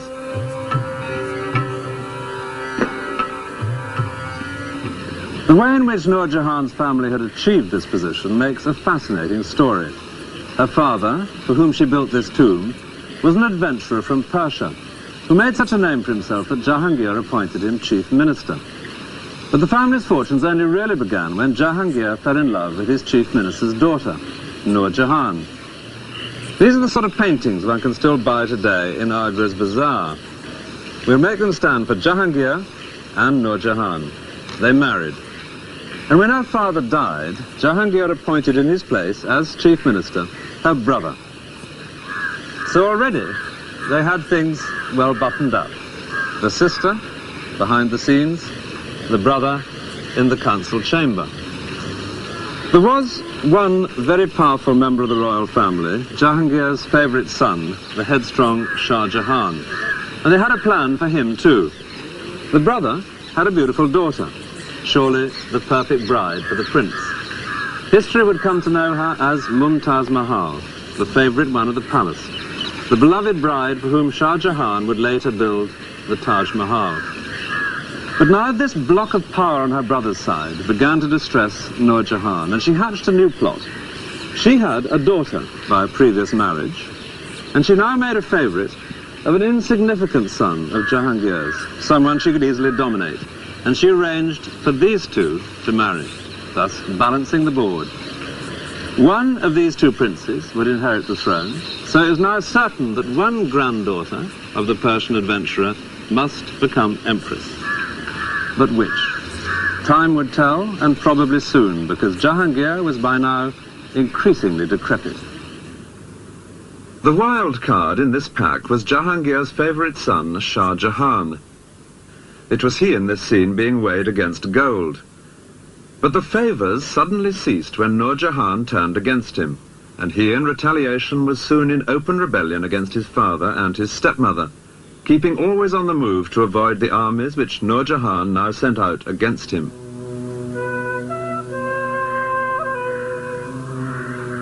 This lovely island in the lake at Udaipur is one place where he sheltered for a few months.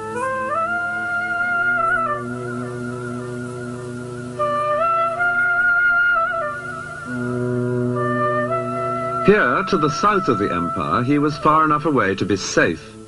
Yet it was also important to be within striking distance when his father died. And to add to Shah Jahan's difficulties, Jahangir was now spending more and more of his time in the extreme north. Kashmir, he had discovered, was good for his asthma, with its lakes and its cool mountain air. In the last years of his life, Jahangir came here every summer.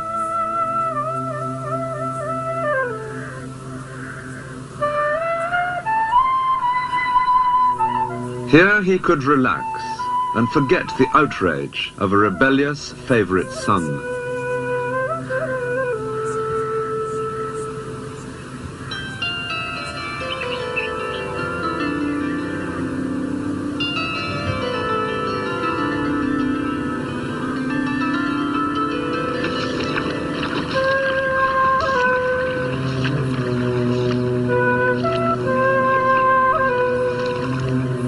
And in Kashmir, in 1627, he died. His life, devoted largely to his own pleasure, had strangely brought his empire peace and prosperity. His death would unleash the violence beneath the surface. Lahore was where they took Jahangir's body for burial. A few miles to the north of the great mosque, there now stand his tomb and those of the brother and sister who had opposing ideas as to who should succeed him. The tomb of Nur Jahan lies today right up beside a railway line.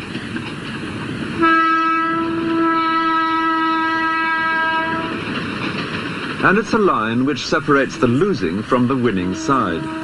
Beyond the tracks is the tomb of her brother, Asaf Khan. and it is he who lies close to the tomb of Jahangir himself, for it was his side of the family which won in the fight for the succession. In this final struggle, Nur Jahan's position as a woman, ruling from inside the harem, did at last prove a crippling disadvantage.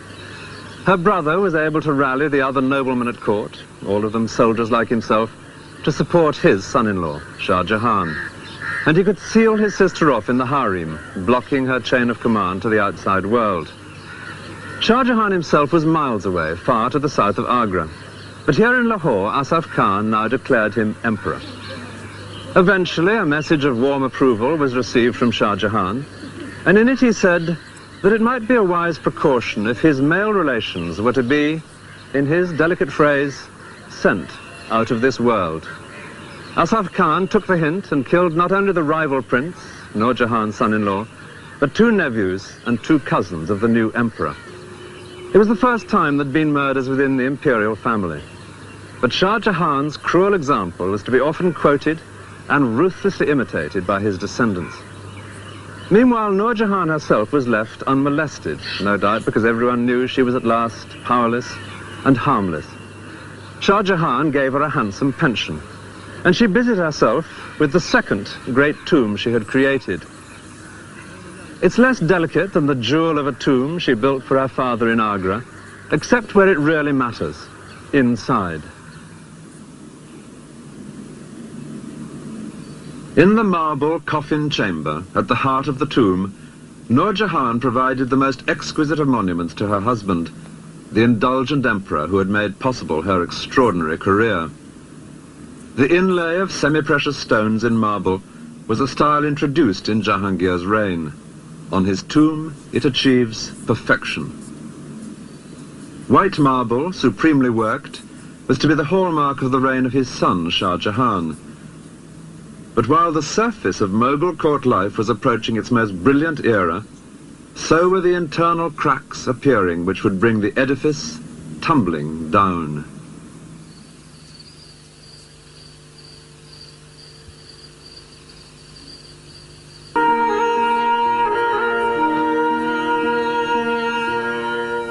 The Taj Mahal is famous not only for its unrivaled beauty, but because it has at its heart a love story.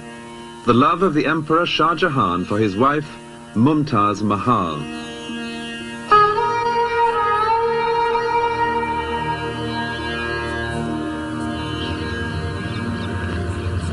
Just 3 years before the tragedy which caused the Taj Mahal to be built, there had been a joyful family reunion here in the Red Fort at Agra between Shah Jahan, Mumtaz Mahal and 2 of their children. The family was exceptionally close.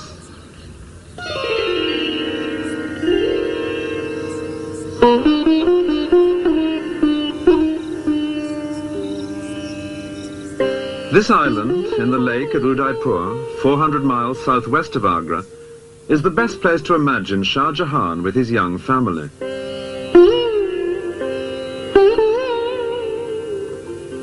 And from their life together here, one can understand something of why he was so attached to his wife that nothing less than the Taj Mahal would do as her monument.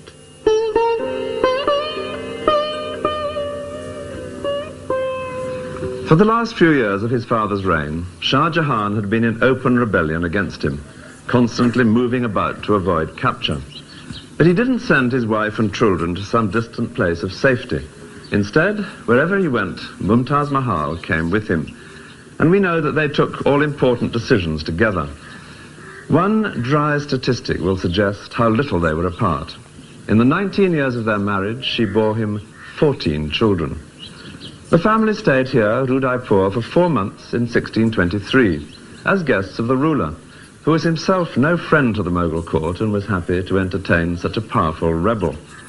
This little palace, then newly built, is believed to be where Shah Jahan and Mumtaz Mahal lived. At the time, their eldest son, Dara Shukro, was 7, and the prince seen here in green, Aurangzeb, was 5. Those children who played together in this courtyard would later become enemies to the death. Here the swords were make-believe, but already life held genuine dangers. Soon the two boys were to set off together on a terrifying real-life adventure. Shah Jahan, weary of constant pursuit, made a deal.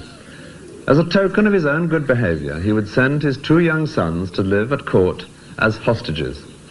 So for 2 years, they were separated from their parents, who prudently remained well out of reach, far from the center of things. Then Jahangir died. Shah Jahan moved swiftly north to seize the throne, and he and Mumtaz Mahal were securely established in the Red Fort at Agra when the two boys arrived for that family reunion. All seemed to have come out perfectly after their times together of hardship and danger. But the new emperor had only 3 years in which to enjoy his good fortune. His wife died, giving birth to their 14th child. Shah Jahan was desolate. He gave up his gorgeous clothes and jewels and consoled himself only in the great task of keeping at least her name alive for countless generations to come.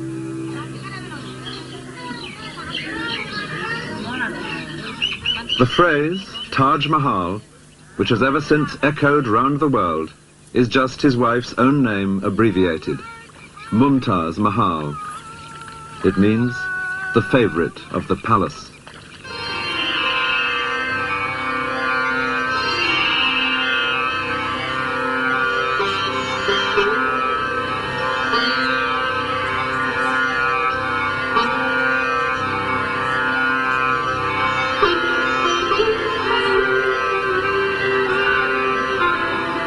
The Taj has always been a holy place, a Muslim shrine for pilgrimage and prayer. But it is also a place of pride and affection for all the people of India, the best possible choice for an outing with all its attendant pleasures.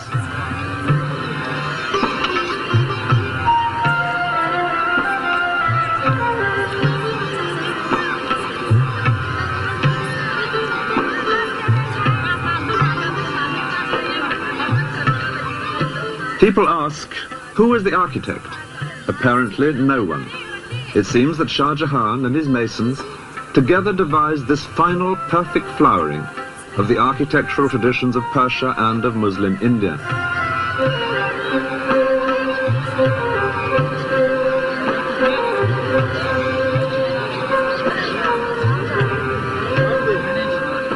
Shah Jahan now increasingly devoted himself to architecture, not only in the Taj itself, but in many other projects. He began entrusting affairs of state more and more to his sons, but he made clear distinctions between them. His favorite was the eldest, Dara Shuko, whom he now kept always by his side, leading a civilized but relatively pampered life at court. By contrast, the younger son, Aurangzeb, was constantly sent out on military campaigns, learning the tough trade of a soldier on the distant frontiers of the empire, just as his father had before him. The Mughal Empire had by now long been secure throughout the great plain of North India, within its natural boundaries of mountains and sea. A grand trunk road through this fertile plain was the backbone of the empire, and it was on the great cities along this route, Lahore, Delhi, Agra, that Shah Jahan now concentrated his energies. The famous painted lorries of Pakistan reveal that this is the northwest end of the Grand Trunk Road, and it was here in Lahore that Shah Jahan now built one of the greatest of Mughal gardens.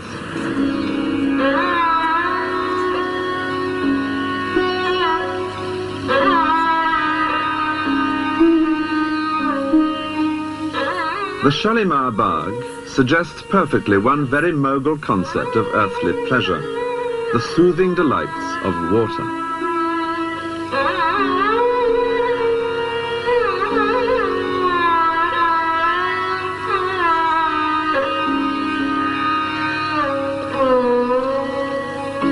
Like Delhi and Agra, Lahore has its Mughal fort.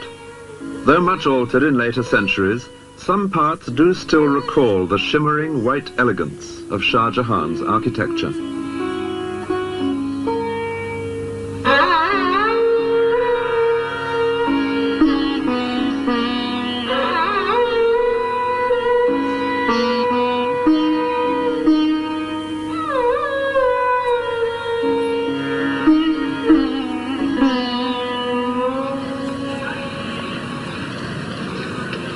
In Delhi, the next important place moving southwest along the Grand Trunk Road, Shah Jahan created from scratch a bustling city as well as a fort. He had decided to move his capital here from Agra. What is now known as Old Delhi was in his time a completely new town. The main street, Chandni Chowk, leads straight towards the Lahore gate of the fort, known like its older counterpart in Agra as the Red Fort. Shah Jahan's own apartments, all built at the same time, perch on the walls on the other, quieter side. And naturally, there had to be a mosque. 3.5 centuries ago, the Muezzin first called the faithful to prayer in Shah Jahan's new Jama Masjid, or Friday Mosque. Just as today, except that loudspeakers now give his chant an eerily electronic quality.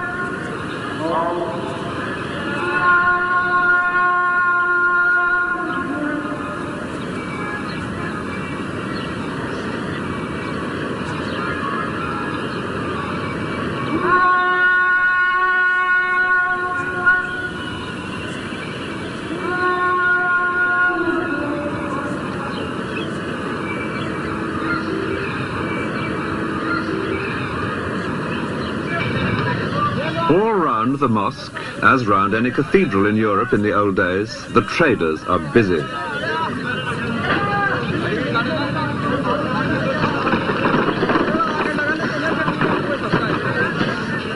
This is the market for cereals and spices. There's no space here for four-legged beasts of burden.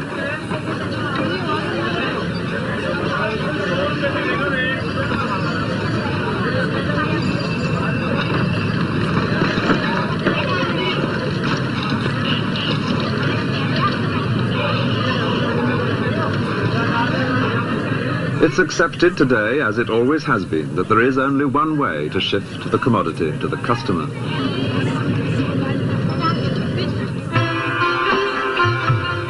At Agra, too, the Red Fort had much benefited from Shah Jahan's passion for architecture. Within the red sandstone walls built by his grandfather, he had added his own characteristic white marble mosque and pavilions. And because the fort here has been less altered than in Delhi, this is the best place to imagine the emperor's daily life. From his private quarters here, looking east, the sun rises behind the Taj Mahal.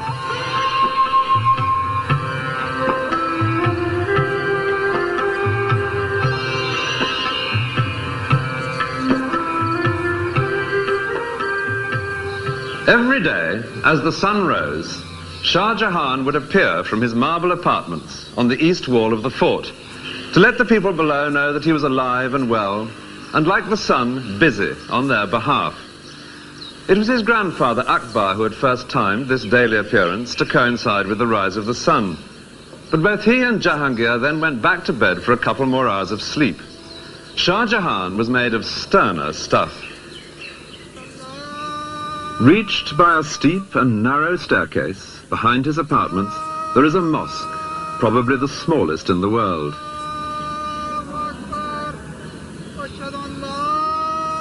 Here, answering the Muezzin's call an hour before dawn, Shah Jahan had begun his day with a session of private prayer in this very private mosque. It is also made of marble because Shah Jahan was one of the greatest Mughal emperors. Meanwhile, his superb hall of public audience was filling up with those who had any business that day with the emperor. Here, a little before 8, to the sound of hidden drums and trumpets, he would appear in his throne alcove, seated on his famous peacock throne. And the Emperor Shah Jahan used to ride a peacock throne, which was made of diamonds and gills. It was later on was taken by Nadir Shah to Iran. This is one of the most spacious buildings. Here nobles and ministers, they stood for the judgment of the king, and they were provided golden and silver sticks, like your shooting sticks, to hang on if they felt tired. The servants whisking flies from the imperial presents stood on the heads of 2 golden elephants. And the business conducted here was as formal as this picture suggests. Behind the Hall of Public Audience is a courtyard, to which in those days only a few trusted ministers and servants would be admitted. Here Shah Jahan would retire after his public appearance to carry on with the real business of state, in the equivalent of a cabinet meeting. This took place in his hall of private audience, a cool marble pavilion with views over the river. When the business of state was completed, it was already past noon, time for the emperor to slip into the harem for a meal. Here he presided over another court. It consisted only of women and eunuchs, but it was organized much like the one outside. Out of sight, behind what a writer of the time called the screens of purity, there lived a thriving community, abounding in gossip and rumor, and alive with intense ambitions and jealousies, as everyone competed for the favor of a single and almost unlimited source of wealth, the emperor himself. The emperor lived in his harem in a state of pampered isolation. At meals, for example, he alone would eat, sitting cross-legged on rich carpets. All around, set on white calico cloths, would be dozens of gold and silver vessels, each filled with a separate delicacy. To either side of him, a beautiful girl would be kneeling. The emperor would point to a particular dish, a eunuch would hand it to the girl, and the girl would serve him. After lunch, a siesta, with or without a girl, followed by an afternoon visit to a mosque for more prayers. And then, any further discussion with his ministers that might be needed, before returning finally to the harem for supper, this time with musical entertainment provided by the women. By 10 o'clock, Shah Jahan was in bed. A woman, chosen for her soothing voice, would read to him. His favorite book was the diary of his ancestor, Babur, telling how he had captured India. In 4 generations, from nothing to all this, it was most satisfactory. Shah Jahan had seized the throne by force, but he was determined to hand it on peacefully to his favorite, Dara Shikoh, the elder of the 2 boys who had been held as hostages before his own accession.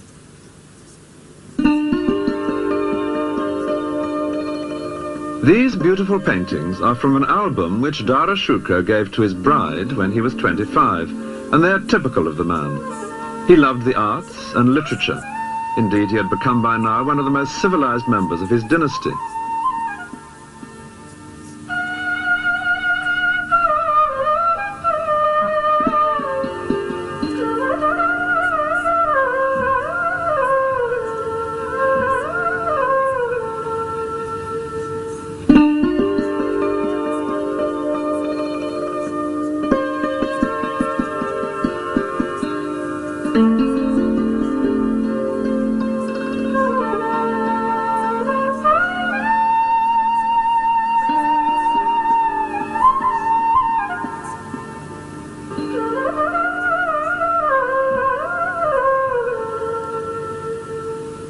By contrast, Dara Shikoh's brother, and most likely rival for the throne, Aurangzeb, was being toughened rather than civilized by the passing years, being almost permanently away at war. Orcha was where Aurangzeb's military skills were first revealed. The Raja here was unruly, so Shah Jahan sent Aurangzeb, still only 16, to reassert imperial authority. He did so, and entertained his father in the Raja's own palace. Father and son now perpetrated an outrage which was a major change of policy. They demolished the local Hindu temples. The young Aurangzeb was beginning in the way he meant to continue. Soon he was adding spectacular further conquests. Even the great southern city of Hyderabad would eventually fall to him. It was famous then, as it is now, for its jewels.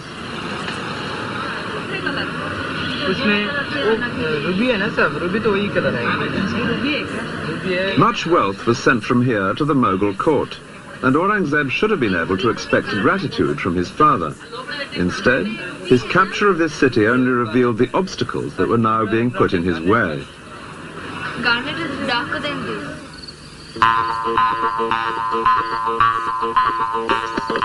5 miles from the city is the fort of Golconda, the stronghold of the royal family of Hyderabad.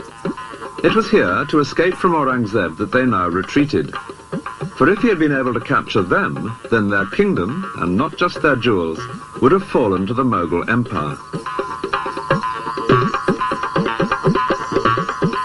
The size of this place is astonishing.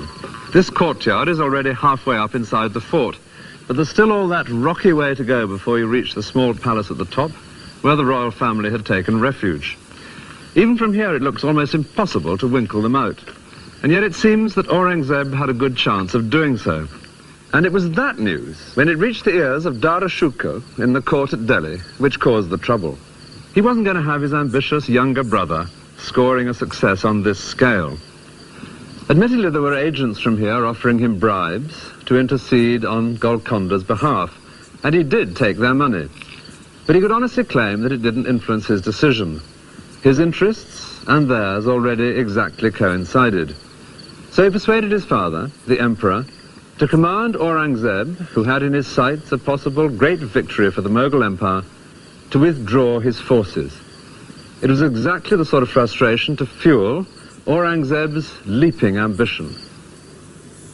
The crisis came when Shah Jahan fell ill in the following year, 1657, and temporarily handed over the business of government to Dara Shikoh. But Aurangzeb and another younger brother doubted whether the arrangement would be temporary.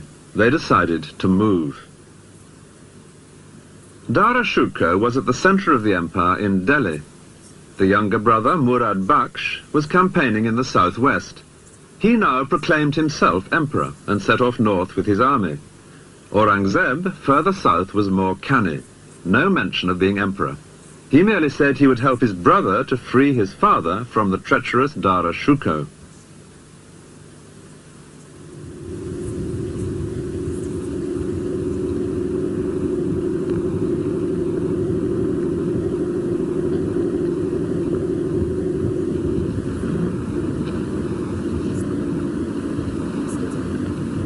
It was on a hot summer's day under a blazing sun that the two armies met on an open, dusty plain south of Agra.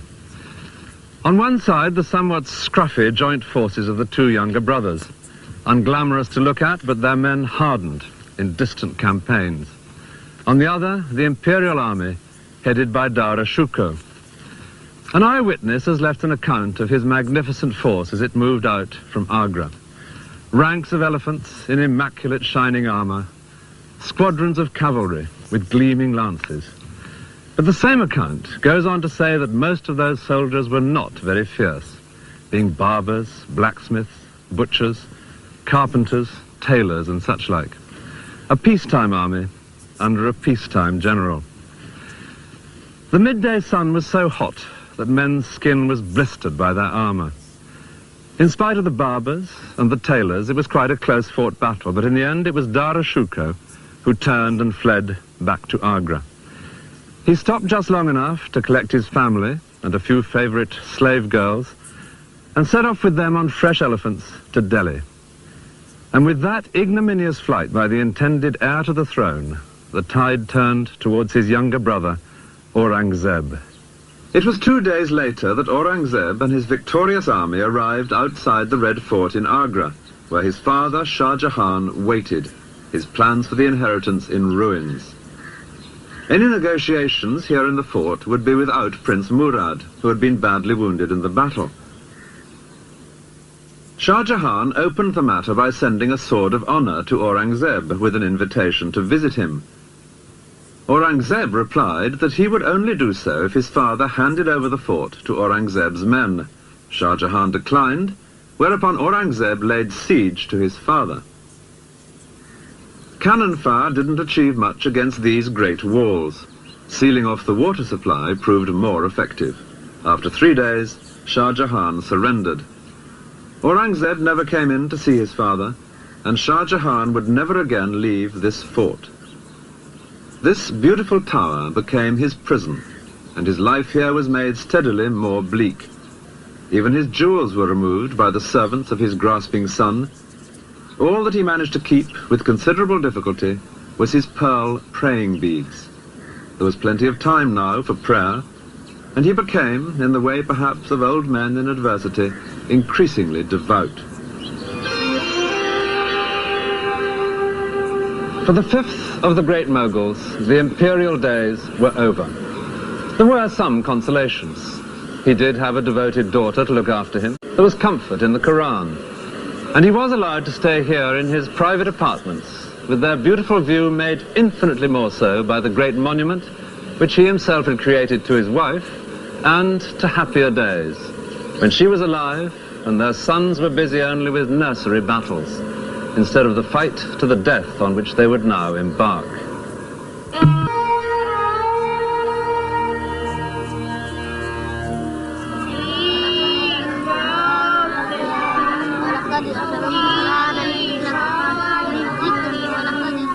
Learning the words of the Holy Book by heart. In many societies, the basis of religious education. These are children in a mosque in India.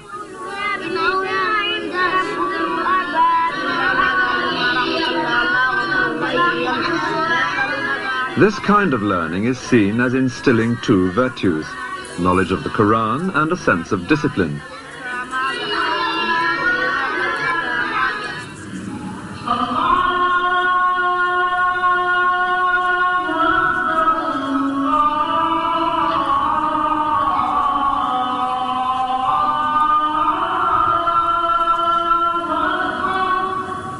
Adults now in the mosque at Lahore. The sense of discipline in a shared belief and cause strikes anyone who attends the Friday service in a mosque. It was a mood which would be put to political use by the last of the great Mughals, Aurangzeb. Aurangzeb was unusual among the great Mughals in being painted kneeling at his prayers. His ancestors had preferred not to draw attention to any being superior to themselves, but he saw himself as a humble warrior in the service of Islam. The word means submission to the will of God. When Aurangzeb was a young man, many Muslims in India felt a sense of grievance against his family. The Mughal Empire had been stabilized largely by involving the Hindus. Under Aurangzeb, the frontiers would be vastly extended, and he himself would spend much of his life fighting in the south. But his most passionate aim was to turn India into a more orthodox Islamic state. Violence between the two great communities of India, Hindus and Muslims, is nothing new. The tragic events of 1947, when India and Pakistan became independent countries, were merely the most extreme example. The question of how far the ruling Muslim minority should tolerate the pagan practices of the Hindus was an important one in Aurangzeb's youth, when he was just one of several rival princes. The natural heir to the throne, Dara Shikoh, profoundly disagreed with his younger brother Aurangzeb. He believed in encouraging all religions equally, which Aurangzeb considered heresy.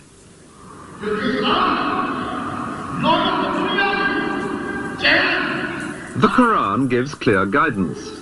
Muslims must allow Jews and Christians to worship freely, but should place restrictions on other religions. It had been Mughal policy to lift these restrictions from the Hindus, but this offended the more orthodox in the Muslim community.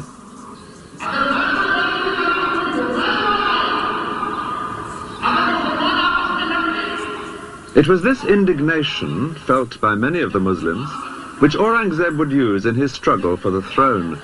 His family had betrayed the faithful. He would defend the faith. There were three people with cause for complaint when Aurangzeb declared himself emperor in 1658. One was his father, Shah Jahan, the rightful emperor, whom Aurangzeb had captured and imprisoned. Another was Dara Shikoh. Shah Jahan's favourite and his intended heir. And then there was a younger brother, Murad Bakhsh, whom Aurangzeb had once proclaimed as the prince who should succeed, instead of the heretic Dara Shukar. When it finally came to a pitched battle, Dara Shukar was defeated by the combined armies of his younger brothers. And from that moment, Aurangzeb, seen here in green, systematically set about removing each of these three living obstacles to his own rule. His immediate concern was his elder brother. Dara Shukar had fled from the battlefield on his elephant. With his father's blessing, he had then ridden fast to seize the imperial treasure. The intention was to buy himself another army with which to fight Aurangzeb. The first stop was Shah Jahan's new fort at Delhi. Here there was great wealth, but Aurangzeb was hard on his heels. The same thing in Lahore. Again, vast treasure. Again, no time to transform it into trained soldiers. After 6 months in remote places, Dara Shukar did at last return with an army, and the two rivals confronted each other in the hills surrounding the town of Ajmer, some 300 miles south of Lahore. These marble pavilions by the lake at Ajmer were built for Shah Jahan, two of whose sons were now fighting their final battle a few miles away. And on the day of that battle, there could be seen here a strange assembly of elephants, women and children, eunuchs, all nervously waiting. They were Dara Shukar's harem with the remains of his treasure. They were ready to set off at a moment's notice because he told them that if he lost the battle, he would join them here so that they could flee together into the desert to escape his murderous brother. Well, he did lose the battle, and in the chaos he managed to miss even this vital rendezvous. The women and the eunuchs waited here as long as they could, and then fled without him. Miraculously, they managed to join up with him a few weeks later, but ahead lay an ultimate betrayal. Shah Jahan had sentenced a local ruler to be trampled to death by elephants, and Dara Shukar had saved the man's life, pleading the special influence of a favourite son to ask for pardon. Now surely was the time to call in old debts. Dara and his family arrived in the man's territory. For a few days, they were royally entertained. And then, most treacherously, Dara Shukar and his 15-year-old son were seized. The ruler had decided where his best advantage lay. An elephant set off north with a closed howdah, bearing Dara Shukar and his young son as prisoners. Their destination, Delhi and Aurangzeb. Today's old town in Delhi was then new. It had been recently built, close to the Red Fort by Shah Jahan. It was here that Aurangzeb now organized a charade to humiliate his elder brother. It very nearly misfired. At this sort of height above the street, Dara Shukar and his young son were paraded through Old Delhi. They were dressed in rags, smeared with dirt, and seated on a skinny female elephant. The people of Delhi were supposed to jeer, but they didn't. Dara Shukar had been a generous and popular prince. There was resentment at his humiliation, and that gave added urgency to the next stage of Aurangzeb's plan. Learned and holy men play an important part in the legal system of Islam, and Aurangzeb now set up a committee of such people to advise on the fate of his brother, whom he described as the chief of the atheists. The holy men, after due consideration, recommended death. Aurangzeb then let it be known that he himself would have preferred exile for his brother, but he bowed to religious authority, and the deed was soon done.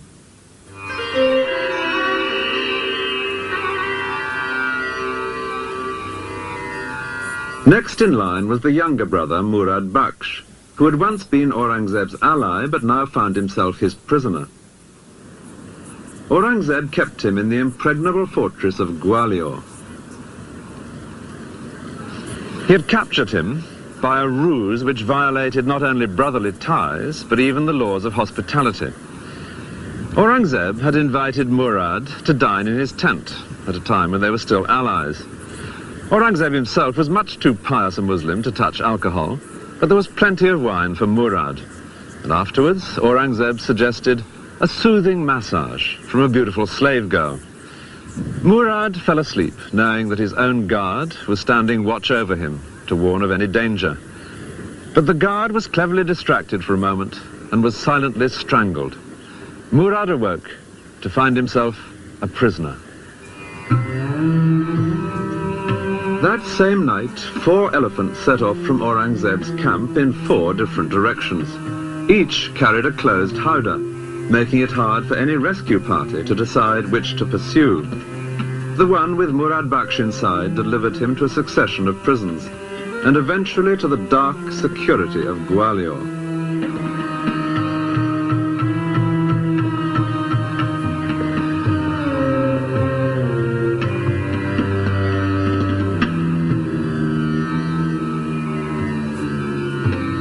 It was not enough for Aurangzeb to keep Murad prisoner, however secure he might be deep in the dungeons at Gwalior. He wanted him dead.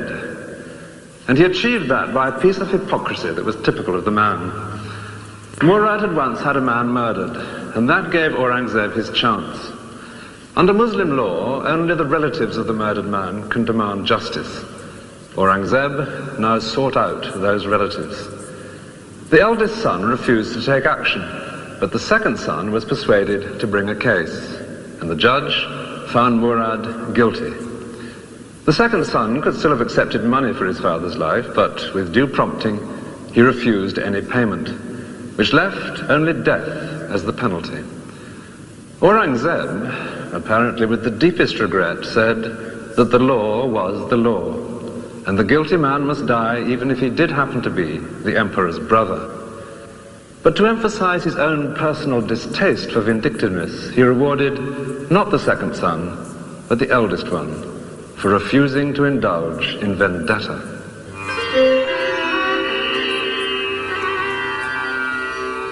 Only one man living could now deny Aurangzeb's claim to the throne, the prisoner in the Red Fort at Agra, Shah Jahan. Even Aurangzeb couldn't kill his father. He left that to time. And after 8 years, the old man died. A boat brought him to his final reunion.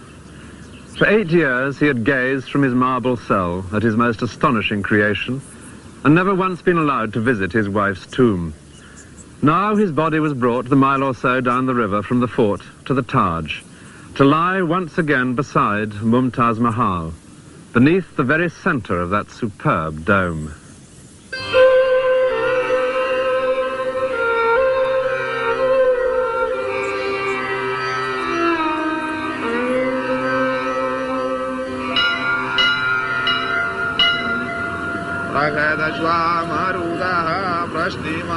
For the Hindu majority, Aurangzeb's firm hold on the throne was unwelcome news. The Quran says that unbelievers must pay a special tax. Aurangzeb's great-grandfather, Akbar, had freed them from this, in the tolerant mood of which Aurangzeb so strongly disapproved. Aurangzeb, having less interest in communal harmony, now reintroduced the much-hated tax.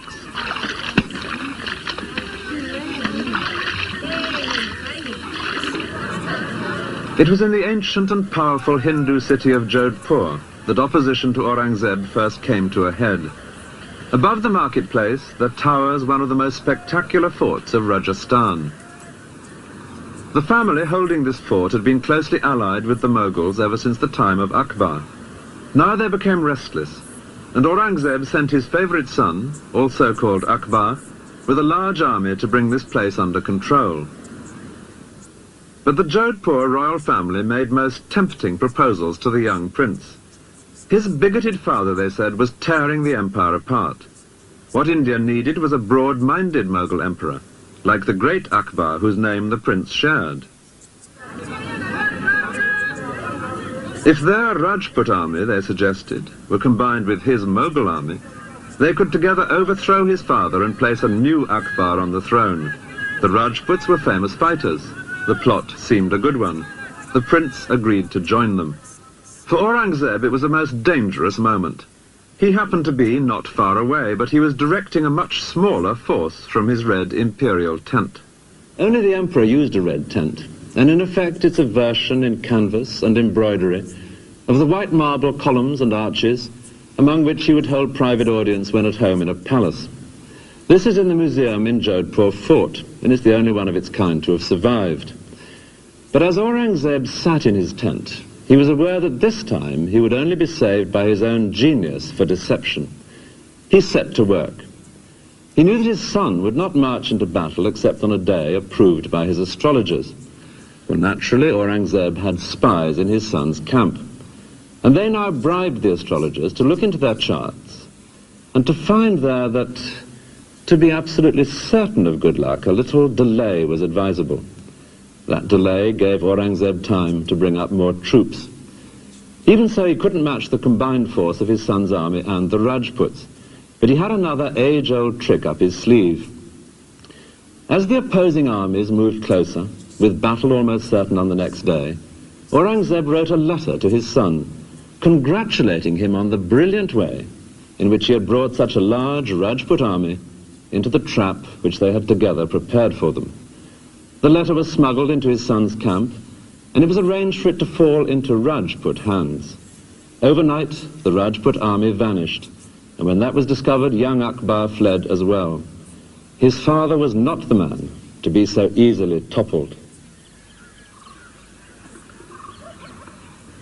The area into which Akbar headed was the wild mountainous region south of the Mughal Empire, known as the Deccan. This was the part of India which successive Mughal emperors had found most difficult to subdue. The reason was simple, but not simple enough to deter Aurangzeb. This was perfect terrain for any guerrilla force, striking unexpectedly at a conventional army and then vanishing. And during Aurangzeb's reign, a ruler had emerged here who was a classic leader of guerrillas. His statue can be found today in many Indian towns, because he became, in our own century, a symbol of how Hindus could drive out oppressors, by implication the British. His name was Shivaji, and his successes, according to one Indian historian, proved that the Hindu race can build a nation. The countryside inland from Bombay is dotted with forts, which Shivaji captured and held, such as this one at Panhala. This dramatic figure in Panhala suggests very well what Shivaji came to stand for. It's a modern statue of one of the generals who fought with him against Aurangzeb, but its spirit of bravado, like something from a child's book of legends, is exactly in keeping with Shivaji's own image. He came to seem almost like Robin Hood, mercilessly teasing and baiting the much more powerful Mughals in exploits which were often positively cheeky. Once he and his men cut a hole in the outer fence of a Mughal camp and made their way right to its center, in among the general's harem, killing many of his attendants before slipping away again. On another occasion, he himself escaped from Mughal captivity by being carried out hidden in a large basket of cakes and sweets. This romantic character had died the year before Aurangzeb's son rebelled, and the young prince came down to these regions to join forces with Shivaji's son. Aurangzeb decided to pursue him south, to punish this impertinent alliance.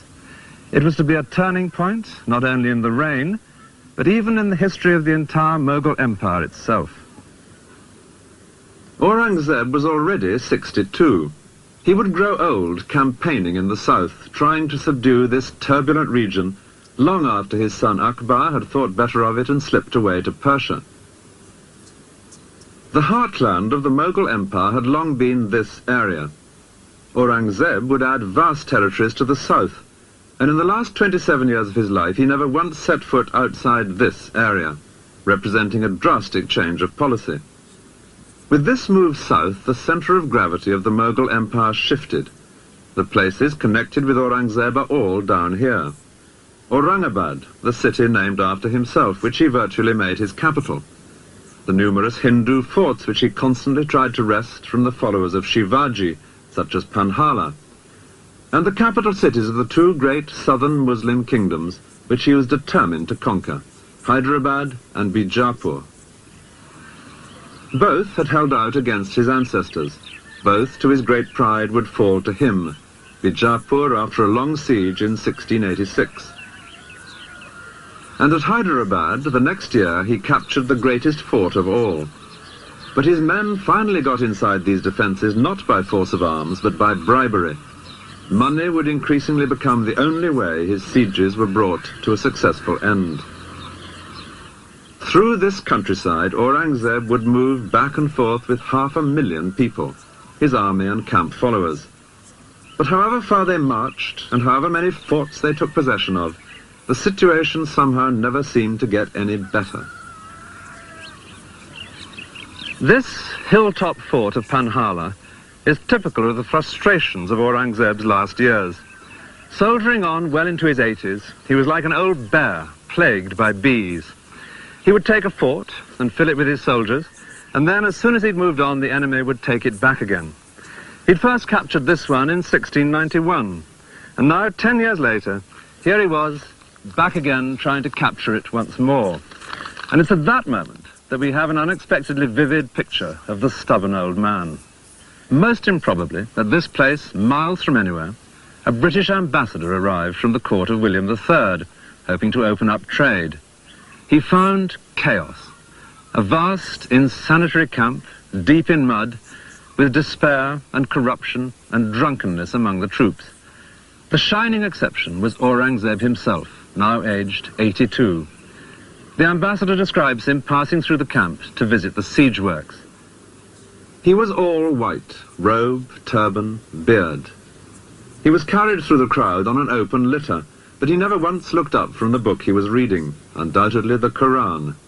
As another European visitor wrote, he had by now a craze for being held a saint. He was 89 when he finally died, and he died as he had hoped, on a Friday, the Muslim holy day, just after saying his prayers. This building, a few miles from Agra, is an example of how affairs at the centre of empire had gone from bad to worse during Aurangzeb's long absence. It is the tomb of his great-grandfather Akbar, a holy place indeed for the family. Yet this tomb was now pillaged by the local population. Its gold and silver plate was removed, and its rich carpets. It was just one example of the anarchy which would destroy the empire towards the end of Aurangzeb's reign and after his death.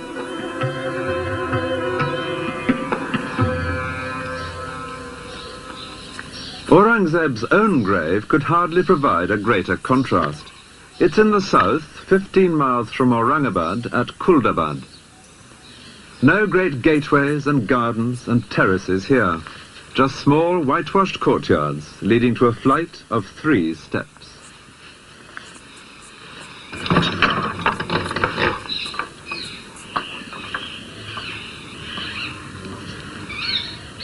This is all that Aurangzeb's tomb consists of. A space the size of a small room and a bare patch of earth open to the sky. Exactly in keeping with what the Quran specifies and with his own image that he had always liked to project, that of a simple Muslim, just one of life's pilgrims. But in another way, this cramped space symbolizes the poverty of mind he had brought to the more generous tradition of his ancestors. With their flamboyant ability to enlist everyone's talents, Hindus and Muslims alike, in their cause, an idea which had once amply justified that resounding phrase, the Great Mughals. This grave fulfills a very precise religious requirement, but it was very different from what India had come to expect of her emperors. The 6th Great Mughal was dead, and the empire dead with him.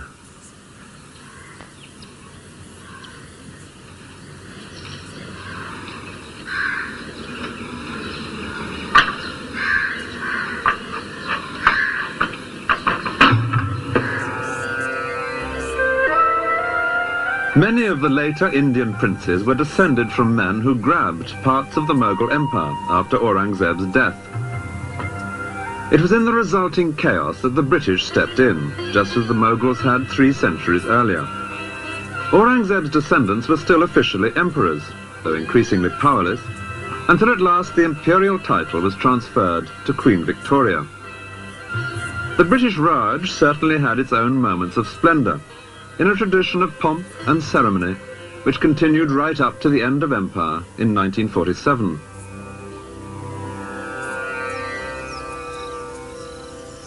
But it would be hard to maintain that any rulers of India, before or since, have ever shown quite the flair and the style of the great Mughals.